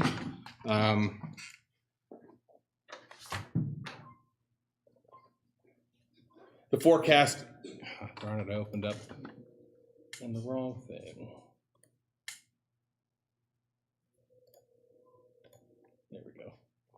The forecast is online in board docs, and it will be updated once it's approved with the Department of Education and Workforce. And this will be available for anyone online to be able to access it. And they could also come and request a copy from the Treasurer's Office. The report does cover this, it's 5 years of fiscal information from fiscal year 24 through 2028. As mentioned earlier, we had a forecast in November of 2023 that was reported. Just a quick highlight on that. The November 2023 forecast that indicated that we would have a negative fund balance at the end of 2027 and an even deeper negative fund balance at the end of 2028. Because of the revenue changes that I mentioned earlier during the April report, we have seen a swing where the ending balances projected have changed from a negative $3 million at the end of fiscal year 27 to $1,246,000 in positive. So we have gone to a positive balance at the end of 2027, but we still have a negative $3.582 million negative balance in fiscal year 2028. Last month, I had mentioned in our board meeting that the 5-year forecast is a tool that's used by the Department of Education and Workforce and the Auditor of State's Office to see what districts are struggling and are seeing or will be experiencing negative cash balances. As you get closer to a negative cash balance, it's usually I was told that if you had a negative cash balance showing up within 3 fiscal years, that the auditors would ask you to start working on a plan for what you would do to remove that negative cash balance. Reviewing their website today, you have three different categories. You have fiscal caution, fiscal emergency. Fiscal caution is the lowest, fiscal watch is the second, and the worst you can be in is fiscal emergency. This all depends on what your current cash balance is. If it's definitely in the negative, and depending on how deep in the negative it is, depends on where they're going to place you and what kind of state oversight you could be placed in. And when you have the state oversight, that's where they come in and determine. They try to help you reduce that negative cash balance and figure out ways to make it better. Last month, we spoke on the different things that we can do as a school district. We can raise taxes by trying to pass a levy. We can hope that the state changes their fees or their foundation formula and provides more funding for us. We could also try to raise fees for students for pay to play and things like that. Or we can work on lowering expenditures where we can. Those are the things that we can do as a school board. And so right now, it was mentioned that, well, before I move forward, I just want to say, when we look at the forecast, we are looking at line 15.01 at the very, very bottom of the page, and that shows us the anticipated ending cash balance when everything's all said and done. Part of that, when everything's all said and done, includes our plans to renew levies that are up for renewal. So we have a $1.8 million emergency levy previously passed that will be expiring December 31st of 2025. Because that has not been officially renewed by the voters, I cannot show that as guaranteed funding on the 5-year forecast. It is not shown at the top of the forecast in our tax revenues. It is shown at the bottom of the forecast, and that is on our line 11.02. You can see on 11.02, we are expecting $1 million to come in of our 1.8 million because our taxes are half and half. You know, we have a fiscal year that starts July 1 and ends June 30th. So it's about $1 million is going to be collected from January 1st to June 30th. You'll have to forgive me as I try to recall what those dates are. The full collection won't be collected for fiscal years 27 or 28 because we don't know if those are renewed. If we were not able to renew that emergency levy, then we would have to go up and look at the cash balances on line 7.02. That would be worse because line .702 does not include that levy. That's November's. We would actually be at a negative, we would be at a negative cash balance at fiscal year 27. And of $1.4 million in the negative. And at the end of fiscal year 28, it would be $8 million in the negative. So this just goes to show the importance of renewal levies. If we are not able to renew the levy, then we will be hurting more financially than what we're expecting. Last month I had mentioned that there was a lot of renewal levies. There were a lot of renewal levies that were not passed in the November election. A lot of people expect renewal levies to just pass automatically. That was not the case in November. Now, I'm hoping that it was just the first time that the school district was trying to place the levy on the ballot for renewal. You have 3 opportunities to renew a levy. Once in the fall before the year it expires, and then you can do it in the spring or in the fall of the year it does expire. You have those 3 tries. So for us, we have 3 tries to renew this levy if we want, and the first try would be this fall. I'm not sure we're looking to put the renewal levy on the ballot this fall, but that's something that we could be doing, is renewing that $1.8 million emergency levy this fall. Or not. Could wait till next spring, could wait till the fall after that. So let me scroll up a little bit and just show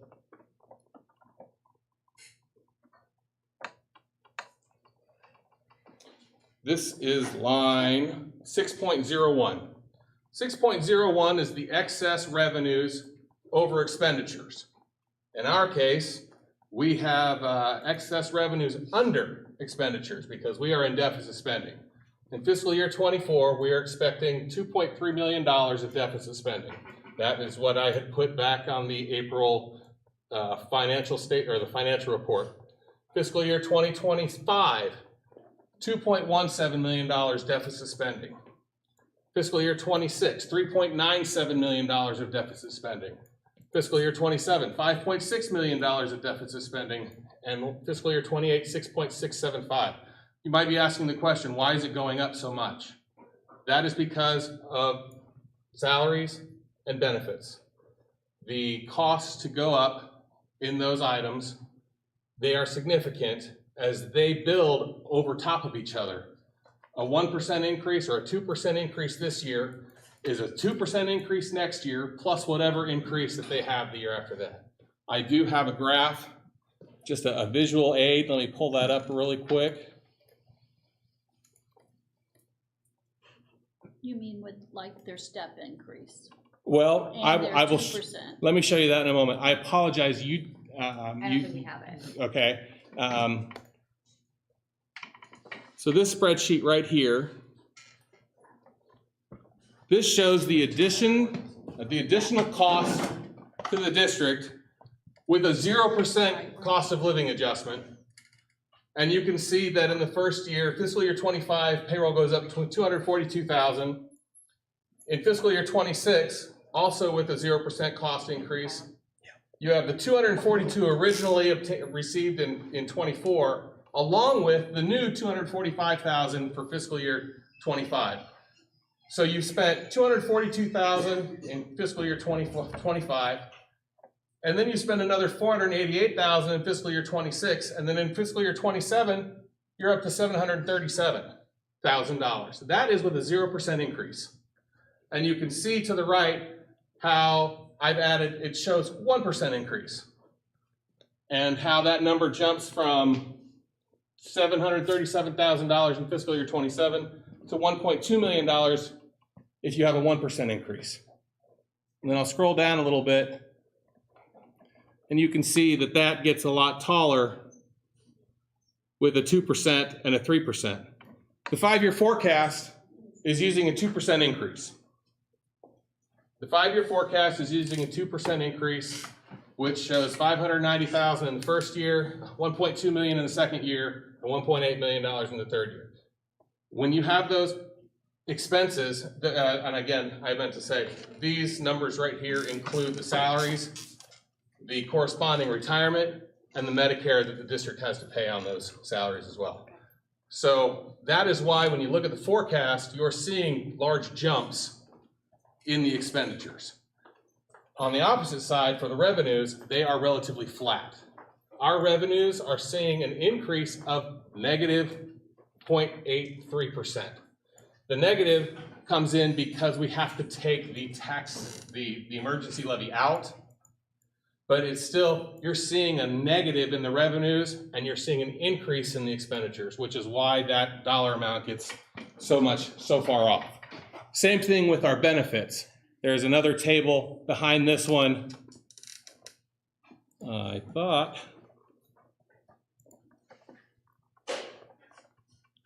well, apparently I only have one page on this. So I did the same report with benefits as well. The benefits are not nearly as high, but they do go up. And that is not something that we have control of. That is what we purchase our health insurance through the EPC, and they will tell us what the insurance increase will be. The forecast is estimating a 5% increase. However, I believe that it's coming in at 6.5. So it is actually a little bit higher. A 6.5% instead of a 5%, I believe, I ran the numbers, it's about $225,000 more over 5 years at a 6% this year and 5% for the rest of the years in the forecast. I was speaking with Mr. Moran earlier today. Probably not safe to assume, I probably was too overarching, or whatever the word is. It's not conservative, I was the opposite of that for our benefits numbers in the forecast. I will probably in the month of May change it up to 6.5 because this is the first time we've been back with the EPC since we left it to go to the self-insured fund. Yeah. And so if you go back and look at the history on the forecast, those benefits for health insurance, what we've been collecting and paying, well, I take that back because we've been paying what we've actually been charged. So it's not just the benefit expenses anymore. So I forget that train of thought. I just derailed, went off the cliff. Back to the Future 3 done. But those costs do build over each other year after year. And so let me just show you a graph. There is a presentation attached to board docs. I'm not going to bore you with that. That's available though for anyone to see. I did that wrong. Okay. It's very well done. Well, and I will have to say, I also throw that in K-12 consulting. Again, they have a fantastic program and they work with us when developing the 5-year forecast. I didn't realize that this was a proprietary program when I started here at Tipp back in 2015 and was just updating it on my own, and I found out that I shouldn't be doing that and contacted them, and they said they'd love to have us as a client again. So anyway, here is just a visualization. There's a graph that shows the green line is our ending cash balance, the red lines are our expenditures, and the blue lines are our revenues. I've already said this out loud, but here's a visual representation showing the red line going up, the blue line kind of staying flat, and the green line going down into the tank. That's our cash balance. So I'll leave it at that. Are there any questions for board members that I can answer at this time? Dave, you described the protocol for the 5-year forecast. The state kind of looks at you, enters you into, what is it? The fiscal caution, fiscal watch, and fiscal emergency. Okay. When you get into a fiscal emergency and you don't correct in that period of time, what is the consequence of that from the state level? I've never experienced that, but what I have been told is the state takes over and they are in control of your expenditures and help the school board determine what steps need to be taken to right the ship, to get out of that. So then your budget basically is in the hands of the state government and not local control. From my understanding, that is exactly right. Yes. Okay. So they would be in control of the destiny of all the staff and all of the purchases, and I'm not aware of that many school districts that let themselves get into that situation. There's, that's why you have, they call it emergency levies. I think the emergency levy is a terrible name. It's a terrible name for an emergency levy, but it's a need for additional funding. They call it a levy cycle. A levy cycle is when schools or other government agencies, they go out let's say every 3 years. They go out to the community, they ask for new operating money. Every 3 years. This was Oakwood. They would go out, they would ask for new money, and then 3 years later, they'd go and ask for new money. 3 years later, they'd go and ask for new money. What happens every 3 years? Negotiations, contracts with the unions, and so that's just the way that is handled. We need additional funding. We go out, we get a levy. That is a levy cycle. The last new money that we had operating-wise, I believe, was an emergency levy that was passed in 2015. That emergency levy was combined, I believe, with another emergency levy, and so we've been renewing that one. But I believe that was the last new operating money. We recently, in November, passed the bond levy for the new building, the K-8 building. We've been trying to pass the new building bond project since 2016. I think this was the fourth try, can't recall. But so that is different money. That money does not go into the general fund, that goes into the building fund, and that is used on the building project. So Just point of clarification, it was a renewal in November, and the bond levy, the bond was passed in March. Thank you. It's okay. I'm off 6 months. And I do know of one district in Clark County within the last 20 years that has been a fiscal emergency, and Okay. it was not good, and they still have not recovered to this day. So we've actually been able to go 9 years from that emergency levy that was passed in 2015 for that new operating money. It was passed in 2015, first started collection in 2016. So it's been 8.5 years. We're looking to try to push this out if we can. If not, we go to the community for another levy. And I'm sorry, just point No, of go ahead. clarification, because I think that I didn't realize that the renewal levy was looming so close. Yeah. And I know trajectory across the state in March, of passing of renewal levies. So and this is a general election year, so the first one, November 2024, potentially again, March 2025, potentially again, November 2025. Yes. And please. Okay, I I'm was just processing. Yep, processing that. These levies, sometimes they just kind of sneak up on you. We have been blessed in the past that we were able to convert operating levies into continuing levies to reduce the need to go out to the voter over and over and over again for the money that we've been provided with for years. We did the same thing with the permanent improvement levy. We were able to convert that to a continuing. So there is another levy type called a substitute levy, where you can take an emergency levy and convert it to a substitute levy. A substitute levy allows you to gain additional tax revenue on the new homes that are built in the district. That's what we do on our operating levies right now. When we have new construction, we're able to gain more money. With the emergency levies, it's the pie that stays the same and never grows any bigger no matter how many people move in. But when you convert it to a substitute levy, the pie is allowed to get bigger based on the construction that comes into the district. So that is an idea of trying to convert the emergency levy to a substitute levy. Or an income tax. An income tax is another option. We're one of the only districts in Miami County that doesn't have an income tax. Right. Income taxes do grow as the earning potential grows in the community as well. So that is another option. And we just have to contact the Ohio Department of Taxation to ask them to estimate what they believe half a percent income tax could bring in, and we would just have to determine what we would need for the district. So that is another option as well. Thank you. Thank you, Ms. Murray. Any other questions from the board members? No, go ahead. Just out of curiosity, when was it first, the best of your understanding, when was it first communicated that we were going to be in this situation, the 5-year forecast? Has this been every year as we presented a 5-year forecast, this has been showing up for the past several years? I know that we've always, honestly, because I haven't been here for 2 years, I don't remember. Well, maybe Mrs. Drum, you could answer. I know, yes, last It has year been it showing was up. showing up that we were going to continue if we didn't change something.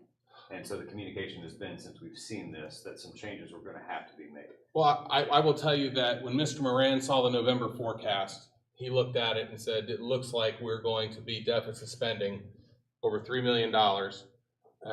And he said, it looks like we need to start looking at things that we can do. And I said, yes, that is correct. He's not to put any other superintendents, try to throw them on the bus, but he saw the correction, he saw the numbers and said, we need to do something. Right. You know. And that began to get communicated. Yeah, I believe that Mr. Moran Last has been fall. talking about that every board meeting, about the deficit. Right. We saw the $3 million deficit, we backed off that $1 million of the one-time insurance transfer that we had to do, so really, it was like $2.5 million.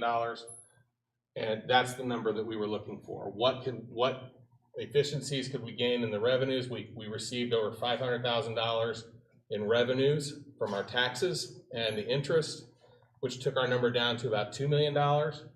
And so that was the number that Mr. Moran has and I have been working with, is trying to figure out how can we save $2 million. Right. We're not gonna save $2 million with these RIFs, but we will still, my estimate is that we will still be deficit spending every year, even with the RIFs. So we're gonna have to look at some other options as well. Yeah. But one of the phrases that we used at Milton was kicking that can down the road. Oh, I'm about to die. Yeah. So Okay. that's what we ultimately doing, is trying to kick the can further down. Right. So I just want to bring this up, and I just say this as a point of clarity, because there seems to be some chatter around that none of this has been communicated clearly or effectively for a long time, but by our timeline. And what we know is that these things have been talked about for 6+ months at this point. Yes. Attached in no way, shape, or form to the bond levy passing, 2 separate issues completely, and have been communicated very early on with enough time for there to be consideration of those decisions that are going to have to be made to adjust. Is that your? I would agree. Okay. Yeah. And as a point of clarification too, when questions were asked previously about what our budget looked like, it wasn't always clearly explained as to what it did look like. Like on paper, it wasn't always explained the same way in the process of explaining it. Right. Do you see what I'm? You didn't receive the appropriate Yes. information. Yes. So. Got it. Okay. Any other questions? That's it for me. Thank you. Mr. Moran, anything you'd like to add? No. All right. Thanks, Dave. Thank you very much. Thank Again, I will be submitting this to the Department of Education and Workforce tomorrow, and we will get that filing out of the way with your approval. Okay. We are ready when you are, Dave.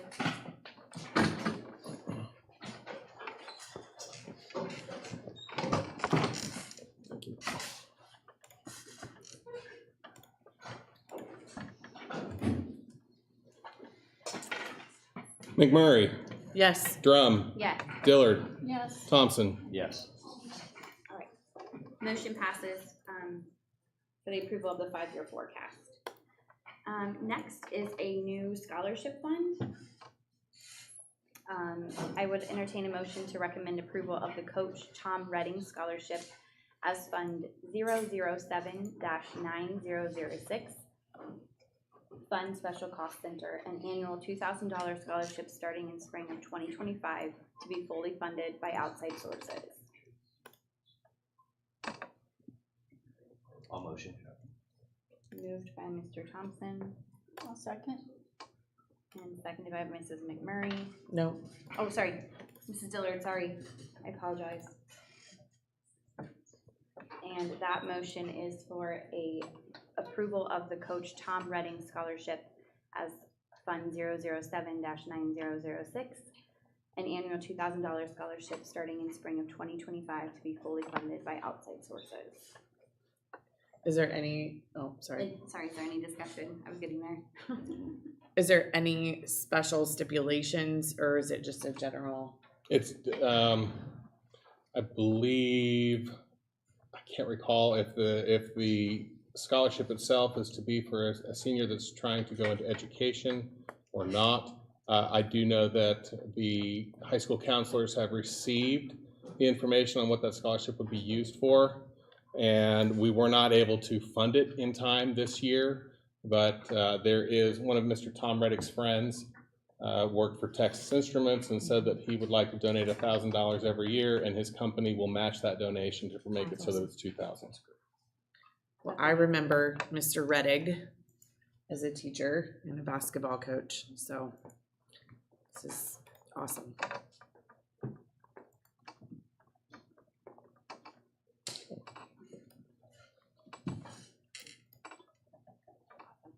Okay, we'll go ahead and take a vote. Thompson? Yes. Dillard? Yes. Drum? Yes. McMurray? Yes. Awesome, motion passes. Okay. All right, old business. A is suspension of contracts, admin, and non-teaching. At this time, I'd entertain a motion for approval of the following resolutions. First resolution, to implement a necessary reduction in force due to financial conditions affecting the district for administrators. And then second, a resolution to implement a necessary reduction in force due to financial reasons for non-teaching employees. This, it was tabled at our April 23rd regular meeting, and the list of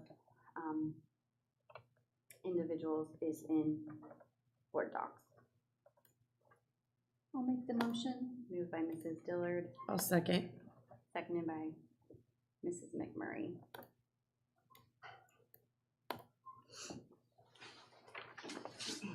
You guys okay to cede the floor to me? Yep. Okay. At the April 23rd Board of Education meeting, it became clear to us on the Board of Education that the staffing reductions we were considering had been widely misrepresented and misunderstood. Exercising wisdom, we decided to table the issue to allow us time to look over the issues thoroughly once again. We recognize that with this decision like this, we must be absolutely clear about the details. We heard the community's feedback, and we knew that the wrong information was out there. In light of this, and after 2 more weeks of consideration, we wanted to communicate the following information. This decision has not been easy for anyone, but it must be done to correct our current and future district financial situation. The hardest part of school finance is understanding that money doesn't all come from one large single account, but multiple individual accounts that each have their own legal required funding usage. Even though we passed a levy for continual improvements and a new building bond, those 2 accounts are legally allocated for improvements and a new building and cannot be used for salaries. This was explained at multiple community meetings, and that a district multiple community meetings that a district right sizing would need to be regardless of the district passing the building bond. It's also important to understand that salaries and benefits make up 80% of the district's operational account, which is where this deficit is from. If we do not do the right sizing now, it will result in a long-term compounding financial crisis based on salary raises and increased benefit costs. If we don't do the right sizing now, the district is projected to be in a much larger deficit by 2029. District leadership has looked at other options and areas to cut, but when we examined the numbers, it was determined that right sizing is our district's only option to get out of the deficit. This was not a quick decision. The district leadership has spent countless hours collecting numbers for class size and combing over class schedules to collect data for this decision. The number of reductions break down to approximately 1.5 positions at each grade level. This right sizing not only is about saving money, but also correcting overstaffing issues that predate all of our tenures. There has been more misinformation that is being corrected, Unfortunately, right-sizing is our district's only option to get out of this deficit and correct staffing mismanagement. We'll go ahead and take a vote. Dillard, Yes. McMurray, Yes. Drum, Yes, Thompson. Yes. motion passes. All right, next, I would entertain a motion for the approval of the revised 2024-2025 school calendar. This was tabled also at our April 23rd regular meeting and discussed at our last work session on, Basic. thank you, that May Day that we just had. The calendar revised draft is included in board documents, in board docs. Yes, so, I would entertain a motion. I'll motion Moved for by the Ms. approval of the revised 2024-2025 school calendar. Thank you, Mrs. McMurray, and is there a second? I'll second. Second by Mr. Thompson. Is there any discussion on the revised calendar for 24-25? I appreciate the cleaning up and fixing of it, so it's much more appropriate. So,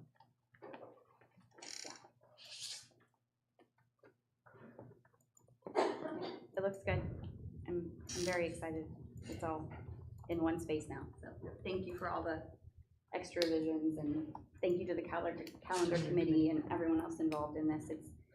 It's not an easy process to sit and determine, like, making sure that all of your numbers fit, you know, so that your quarters work out well and your exams and everything else, so. and I also Thank want to you. say thank you to the community. I think it was Yeah. great that meetings were held. I don't remember that ever happening in the past, that meetings were held where the community could come and discuss the calendar specifically. So I thought that was a great opportunity for outreach. Also want to thank Mr. Moran for responding to the community as well. I saw a great effort to listen and understand some of the issues that were originally raised and revise those and turn it into something that was more palatable for everyone. So thank you, Mr. Moran. And I think that the 2-hour late arrival is just a great opportunity for our high school staff and middle school staff to work together to better plan for our students. It's much needed because they don't have those opportunities presently, and that's just a really wonderful opportunity there. All right, any other discussion? All right, hearing none, we'll go ahead and proceed to vote. McMurray, Yes. Thompson, Yes. Dillard, Yes? Drum. Yes, the motion passes.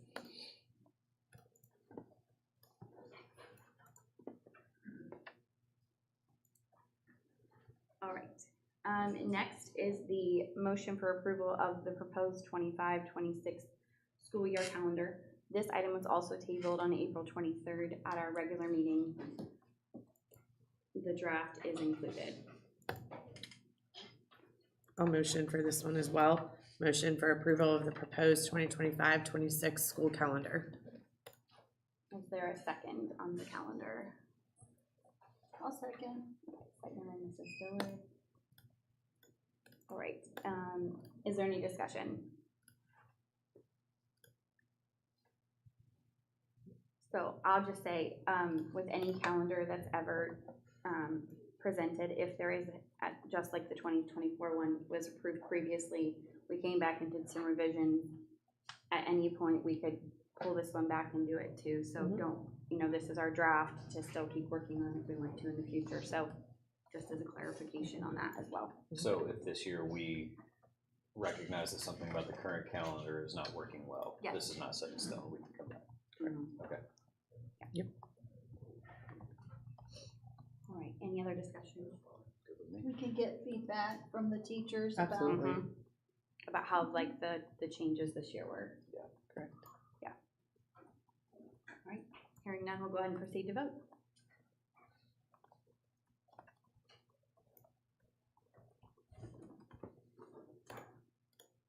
McMurray, Yes. Dillard, Yes? Drum, Yes. Thompson. Yes. Motion passes. All right. Next is a motion to approve the newly created gifted endorsed instructional coach job description created by the Director of Human Resources.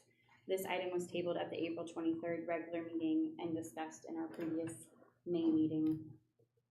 The job description is included below in board docs. Is there a motion to approve the newly created gifted endorsement instructional coach job description? I'll move to approve the newly created job description for the gifted. Moved by Mrs. Dillard. Is there a second? I'll second. Second by Mr. Thompson. Mrs. Dillard, do you have any discussion? I just think it's a great opportunity. If I was looking at our state test data, and it's an area that we need to improve our test scores, and we have a pretty high gifted population identification, and our students can be doing better on those exams. And I think that having someone work with the teachers to help instruction daily for all of the students, and we may even end up increasing our identification of students. So I think that it's just a good educational sound practice, and I'm looking forward to hearing about the response. I agree. I think that the testing data that was just released is very telling that this is a need, and point of clarification, this is the description. Simply, we're not hiring anyone at this point in time, correct? Yes. Okay. And it's an internal posting. Yes. Correct. Yes. Which is an opportunity for That's growth as wonderful. well. Yes. Right. Yes. So, Very good points of clarification, ladies. Thank you. Mr. Thompson, did you have anything you wanted to add? Nothing. So, Okay. Fantastic. Okay. I love the idea of not just focusing on our gifted, but encouraging the opportunity for there to be a level of like pull up for everyone in the classrooms. So I know this is just right now, just an idea, but if it all works, I think it'd be a really cool idea. So, okay, we'll go ahead and take a vote.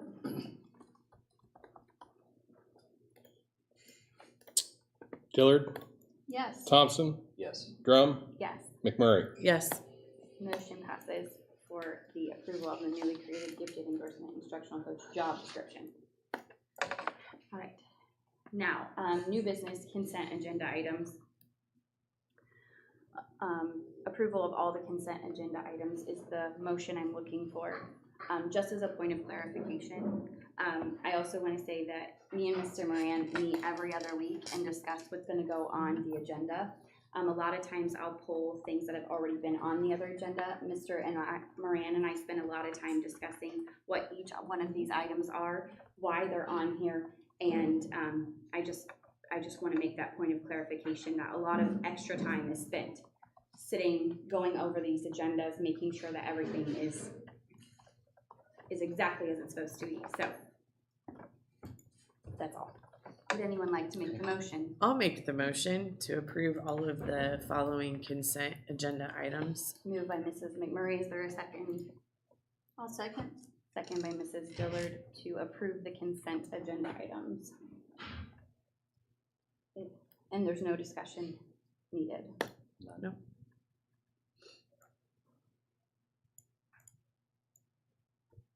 Whenever you're ready, Mr. Stevens. McMurray, Yes. Dillard, Yes. Drum, Yes. Thompson. Yes. Motion passes. Okay, moving on to new business. Okay, item A, graduation class of 2024. Sorry, it didn't move, okay. Motion for approval of an additional graduate for the graduating class of 2024, subject to successfully completion of all requirements for graduation and fulfillment of all obligations. The graduating class is now 200 students. anyone would like to make the motion? I'll motion. Moved by Mr. Thompson. And I'm gonna go ahead and second it. Seconded by myself, Mrs. Drum, and that's the motion to approve the additional graduate. Congratulations. I want to say. You guys have anything else? Congratulations. Yeah. Congratulations. It's a big deal. We'll see you on Sunday. Sunday. Yeah. Woo-hoo. All right, Mr. Stevens, when you're ready.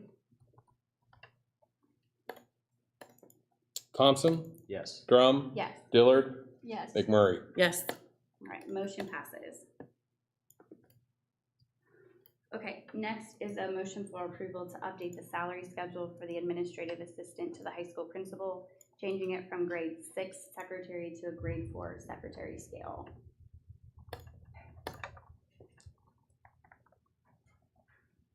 I'll make the motion. Okay, moved by Mrs. Dillard, I'll second. seconded by Mrs. McMurray, to approve the oh my gosh, I'm sorry guys, my brain. Approve to update the salary schedule for the administrative assistant to the high school principal, changing it from grade 6 secretary to a grade 4 secretary. Is there any discussion? I'll just say that the changes are in the number of days worked. Okay. It went from 260 down to 226, I believe. Okay. Which also means that it's not a year-round position, so it also does not have vacation. But that was felt as it could be a change at the high school level. So we had Mrs. Rowe is retiring at the end of this year, and when hiring the replacement, it was discussed how many days would really be needed, and it was decided to change it. So I did notice one typo on for the first one, the grade 4. Yeah, it says effective 2023-2024 school year. Shouldn't it be 2024-2025? well, this is the salary schedule, just showing that it's the grade 4. We're moving this to the grade 4. Oh, This okay. is not the official salary schedules that will be updated. So this is just what's currently in Okay. place. Gotcha. When negotiations are completed and the adjustments are known, this will be updated and we'll say 24, That 25, makes sense. and will be approved by the board at a future date. Okay. Okay, thank you. Okay. Thank you for that. We're just making sure that this position is now being considered a grade 4 secretary Okay, instead of a grade 6 6. secretary. Okay. Okay. got it. Thank you. Not a problem. All right, is there any other discussion on that? Okay. All right, then we will go ahead and vote.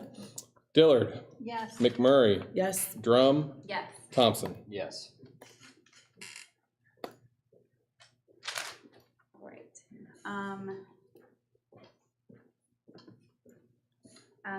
Next is new hires for 24-2025. A motion for approval to employ the following for the 2025 school year pending proper certification and paperwork. Administrative staff would be Catherine Weaver, will be our new Tippecanoe High School principal. Carol Highcamp will be moving into the administrative assistant to the principal at the high school. And Taylor Marsh will be an educational assistant in grade 1, Title I. Is there a motion? Sorry. I'll motion for approval to employ the following pending proper certification and paperwork for 2024-2025. Okay, moved by Mrs. McMurray, I'll second. seconded by Mrs. Dillard. Is there any discussion? I know that change is never easy, especially, in administrative roles. They set the culture, they set the inspiration. I don't know Katie personally, but I knew of her when we lived in Troy, and she was beloved.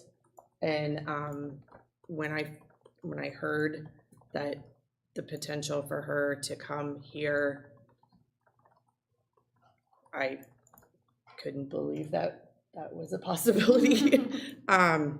I think that she's an excellent administrator. I look forward to all of the experiences that she has had in both as an administrator, curriculum director, and working with students. And hopefully, we will not have a cycle, and this will become longevity, much needed, and create a culture of expectation, academic excellence, safety, and overall, consistency within the high school. So, and spirit as well. Any other discussion? All right, hearing none, we'll proceed to vote. McMurray, Yes. Dillard, Yes. Drum, Yes. Thompson. Yes. All right, motion passes for the approval of the employees for the 2024 school year. Okay, next is the Garmin Miller architect contract. I believe we skipped D. Oh, shoot, sorry. So Administrative sorry. staff. Whew. All right, apologize. I would entertain a motion for approval of the following administrative staff for the 24-25 school year. Staff recommendations, administrative employees are recommended for reemployment. Craig Kramer is from 1 year to 2 year. Tom Kapoor, our Director of Exceptional Children, is from 1 year to 3 year, and Thomas Hobbs is from 1 year to 3 year, our Yeah. Director of Communications. So they will all be on the first year of their new contracts. 2 Yeah. years for Craig, 3 years for Mr. Pecor, and 3 years for Mr. Hobbs. Yes, thank you for the clarification. All motion. Moved by Mr. Thompson, I'll second. and by Mrs. Dillard. To approve the following administration staff for the 2025 school year that are listed in board docs. That was Thompson and Dillard, correct? Yes. Thank Mhm. you.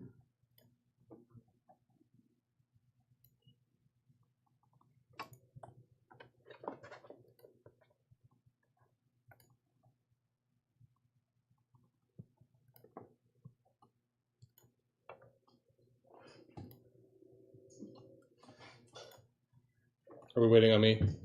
Yes, whenever you're ready, sir. I apologize. No, you're fine. I'm in my own little No. editing world. There's a lot to keep track of, so I appreciate it. Thompson, Yes. Dillard, Yes. Drum, Yes. McMurray. Yes. All right, motion passes. Next, the one I was trying to do. Letter E on new business is the Garmin Miller architect contract. A motion for approval to contract with Garmin Miller to serve as the architect for the summer 2024 LT-Ball renovation project. All motion. I'll second. Okay. Moved by Mr. Thompson, seconded by Mrs. McMurray for the approval of the contract with Garmin Miller to serve as the architect for the LT-Ball renovation.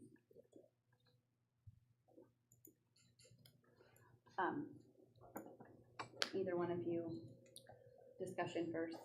'Cause I was gonna- Point of clarification, it's to prepare the building for the students coming from the closure of Nevin Kopic. This is not any final plans that were listed in the potential plans for the bond. This is to prepare for the additional students to come here next year. Correct. Yeah.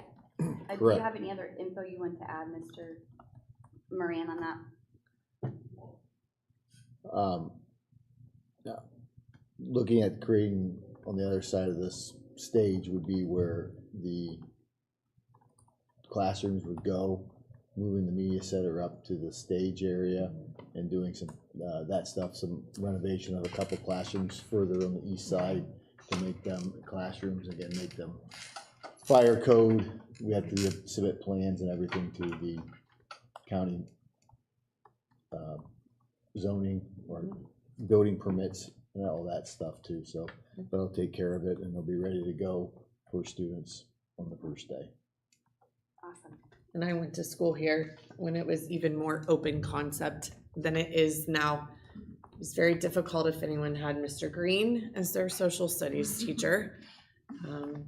Got to hear everything that was happening in the classroom next door. So I think that definitely making it so that it's a ability for the students to learn, so appropriately. I'd like to add too, anytime you get the chance to sort of audition a general contractor that you might be working with in the future on a smaller project of this scale, it's a huge, huge benefit. Absolutely. You get to see the inside look at their processes, the way they communicate, how they handle things like change orders and all that kind of stuff. So I think it would be a big advantage for us going into the new building to approve this contract and have them do these renovations as well. Yeah. Yeah, for sure. I would just say, as a person who's been in some of the facility meetings, it's been really awesome to work with Garmin Miller. They're very open to like anything you ask them to change or do or anything like that. They're very good at explaining things, and it's been a privilege working with them, talking to them, asking them questions, and understanding a little bit more what's going on. So I really enjoy them. Yeah. Cindy, did you have anything? All right. No, the only time I was ever in this building opened when I went to middle school. I didn't get to come here. Yeah. Well, I was forced here when we merged. But so. I was in a play on that stage. I was in The Wizard of Oz. So I want to see that picture. So I'm curious to see what the renovations will be. Yeah. But I'm excited. All right. Mr. Stevens? Thompson. Yes. McMurray. Yes. Drum. Yes. Dillard. yes. All right, motion passes. Next is a motion for approval to authorize Tipp City Board of Education to advertise and receive bids for the summer 2024 LT Ball renovation project. I'll motion. I'll second. Okay. Sorry, I'm trying to write. So it was McMurray and then Thompson. And this is a motion to approve, for approval to authorize Tipp City Board of Education to advertise and receive bids for the summer 2024 L2 Ball renovation project. Okay, discussion. Again, I think point of clarification for those that may not understand is that Garmin Miller would oversee, and then there would actually be subcontractors that would be doing the work, electricians, plumbers, whatever is needed. So just making point of clarification. Is that legally, in terms of this work being done for a school district, are they required to have open book bids submitted that are available to the public? I believe that these bids will be closed and opened at a particular point in time. Okay. And then all the bids can be inspected, and then the board will be able to review the bids along with the architect and the director of operations, and we will determine and select the best qualified bidder. Gotcha. The estimate for the project is roughly $140,000 for the renovation project. And but you'll have to enter into a contract with those people in open session. Yes. Like that'll be an agenda item after selecting those. Yep. Okay.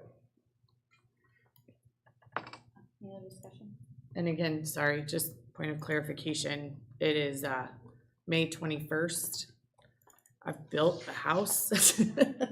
I'm just thinking of timeline for all of this to be approved. Do you feel that we're gonna make it? Okay. One way or another. Okay. I want the teachers to also that are moving and the students to be, welcomed. So I think the community would, whatever we need to do to support that transition. Okay, we'll go ahead and vote.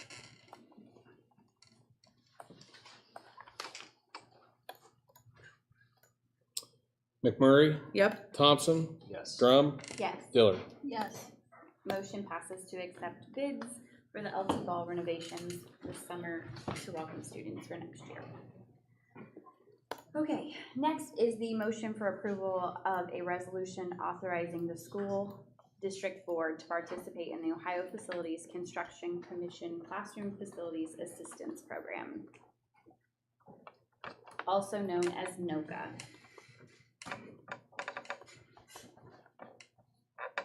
Yes, I'll entertain a motion if anyone would like to make it.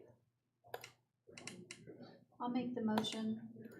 Moved by Mrs. Dillard, and I will go ahead and second it. Mrs. Dillard, do you have any discussion? No. Okay, Mr. Moran, I'm gonna yield the floor to you so you can discuss this.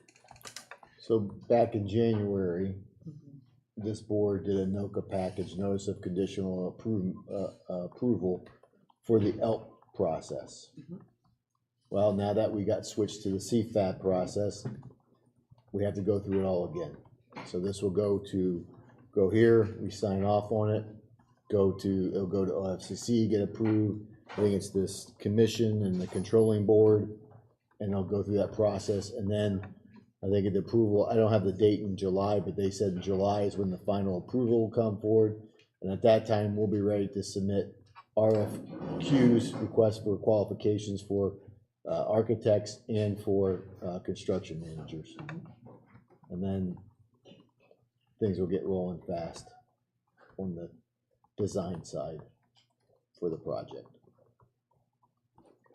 And ultimately, this actually means more money for the building. Correct. Yeah, we think costs have gone up a little bit. They're anticipating some costs, but they're adding more to it as well. So again, we're not going to be asking for that 87 million. We'll actually have a meeting at the work session to talk about that. But we're looking, less than 70 million to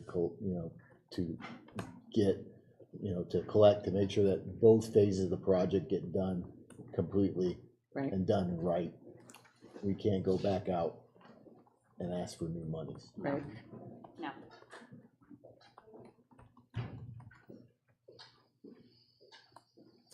Okay. Any other questions, discussions? Nope. Okay. We'll go ahead and vote.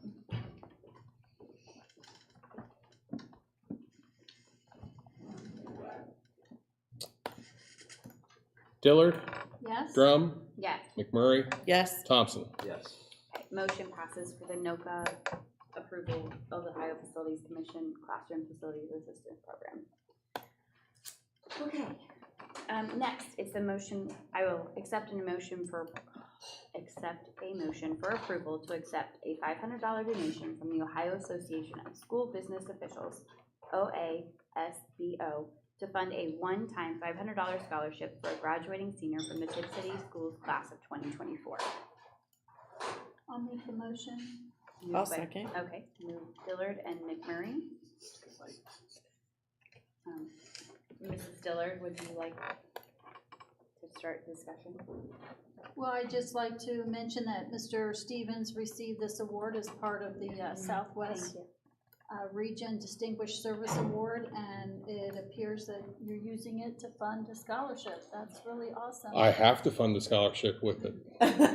That's the whole purpose of getting the award, is to fund the scholarship. That's awesome. And I'm more than happy to do so. Congratulations and thank you. Both those things. Any other discussion? All right, hearing none, we'll go ahead and vote. He asked me a question. You're totally fine. Dillard, Yes. McMurray, Yes. Drum, Yes. Thompson. Yes. Yes, motion passes to accept a $500 donation from the Ohio Association of School Business Officials to fund a one-time scholarship of $500. I would accept an emotion for approval of an anonymous donation in the amount of $10,000 in support of the T grant for the elementary makerspace. All motion. Moved by Mr. Dillard. Mr. Thompson. I'm so sorry. I'm getting so tired. Moved by Mr. Thompson and seconded by Me, I'll second. Mrs. McMurray. For the $10,000 anonymous donation for support of the T grant for the elementary makerspace. Any discussion? Mr. Thompson, Yeah, goes first, unless you want to yield. No, thank you so much for the donation. I think it's gonna be a big help. Yeah, makerspace ready. I just want to say that this is awesome. It was the extra money that was needed. So whoever is supporting this makerspace, and I'm so excited because it will be hands-on for all the students, but it will be movable, so it's not anything that's gonna be like stuck to the walls, and it can move to new space. And so whoever did this donation, thank you so much on behalf of the students that are gonna benefit, and teachers. Just additional thanks.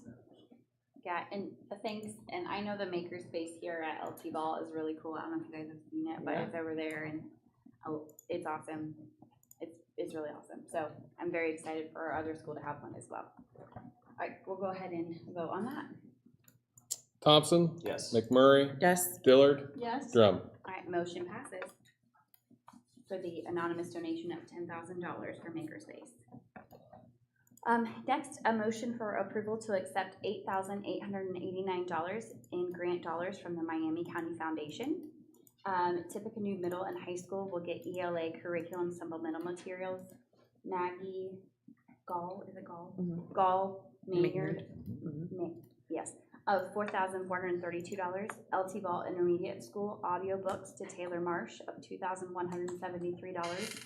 Broadway Elementary Sensory Room Swing to Miss Tina Smith for $200. Nevin Kopic Elementary STEM breakout boxes and B-bots for Kelsey Kirshner, yes, did I say it right? Awesome, for $2,084. Yes, would anyone like to motion? I'll motion. Moved by Mrs. McMurray, I'll second. second by Mrs. Dillard. Mrs. McMurray? I'll let Cindy talk first. Okay, Cindy. I just think it's great that the foundation gave these grants. Obviously, these individuals applied for the grants, and it's a need in the schools for those specific items. And again, we just want to thank the foundation. I was just reading an article about the foundation today, and they've been around over 40 years. So it's really great that they provide those services to our school districts in the county. Any other discussion? Thank you. Yes, thank you very much, the Miami County Foundation. You're very much appreciated. And thank you to all those people who spend Applied. the time and apply. Right. And That B-bots takes are extra work. amazing. If Yeah. you don't know, have never experienced a B-bot, Maybe we'll you get need to to come go. back. Yes. And do that. She should come in and do a demonstration. Okay, we'll add it to the list. Okay. All right, we'll go ahead and vote on this. McMurray? Yes. Dillard? Yes. Drum? Yes. Thompson? Yes. Motion passes. Okay, next is a motion for approval to accept $13,641.71 in grant dollars from the Tippecanoe Educational Endowment. It will be used for Broadway Elementary School Makerspace area. Mr. Aaron Moran, $13,641.71. I'll motion. Moved by Mr. Thompson, I'll second. second by Mrs. Dillard. Thank you. Yeah. Yeah. This is great. I was at the meeting when this was brought up, and I thought it was so cool that they entertained the idea, and then I think, Liz, were you in that meeting too? Just kidding, just kidding. Yes, and I just thought it was really awesome that it kind of grew into this whole idea, so thank you very much to the Tipp Educational Endowment. And Mr. Moran. And For Mr. writing Ryan the for presenting grant. it. I think it was Mrs. Scott and staff members Yes. here at Broadway and LT that I helped guess. make the list. Yes, so, thank you all very much. And we will go ahead and vote.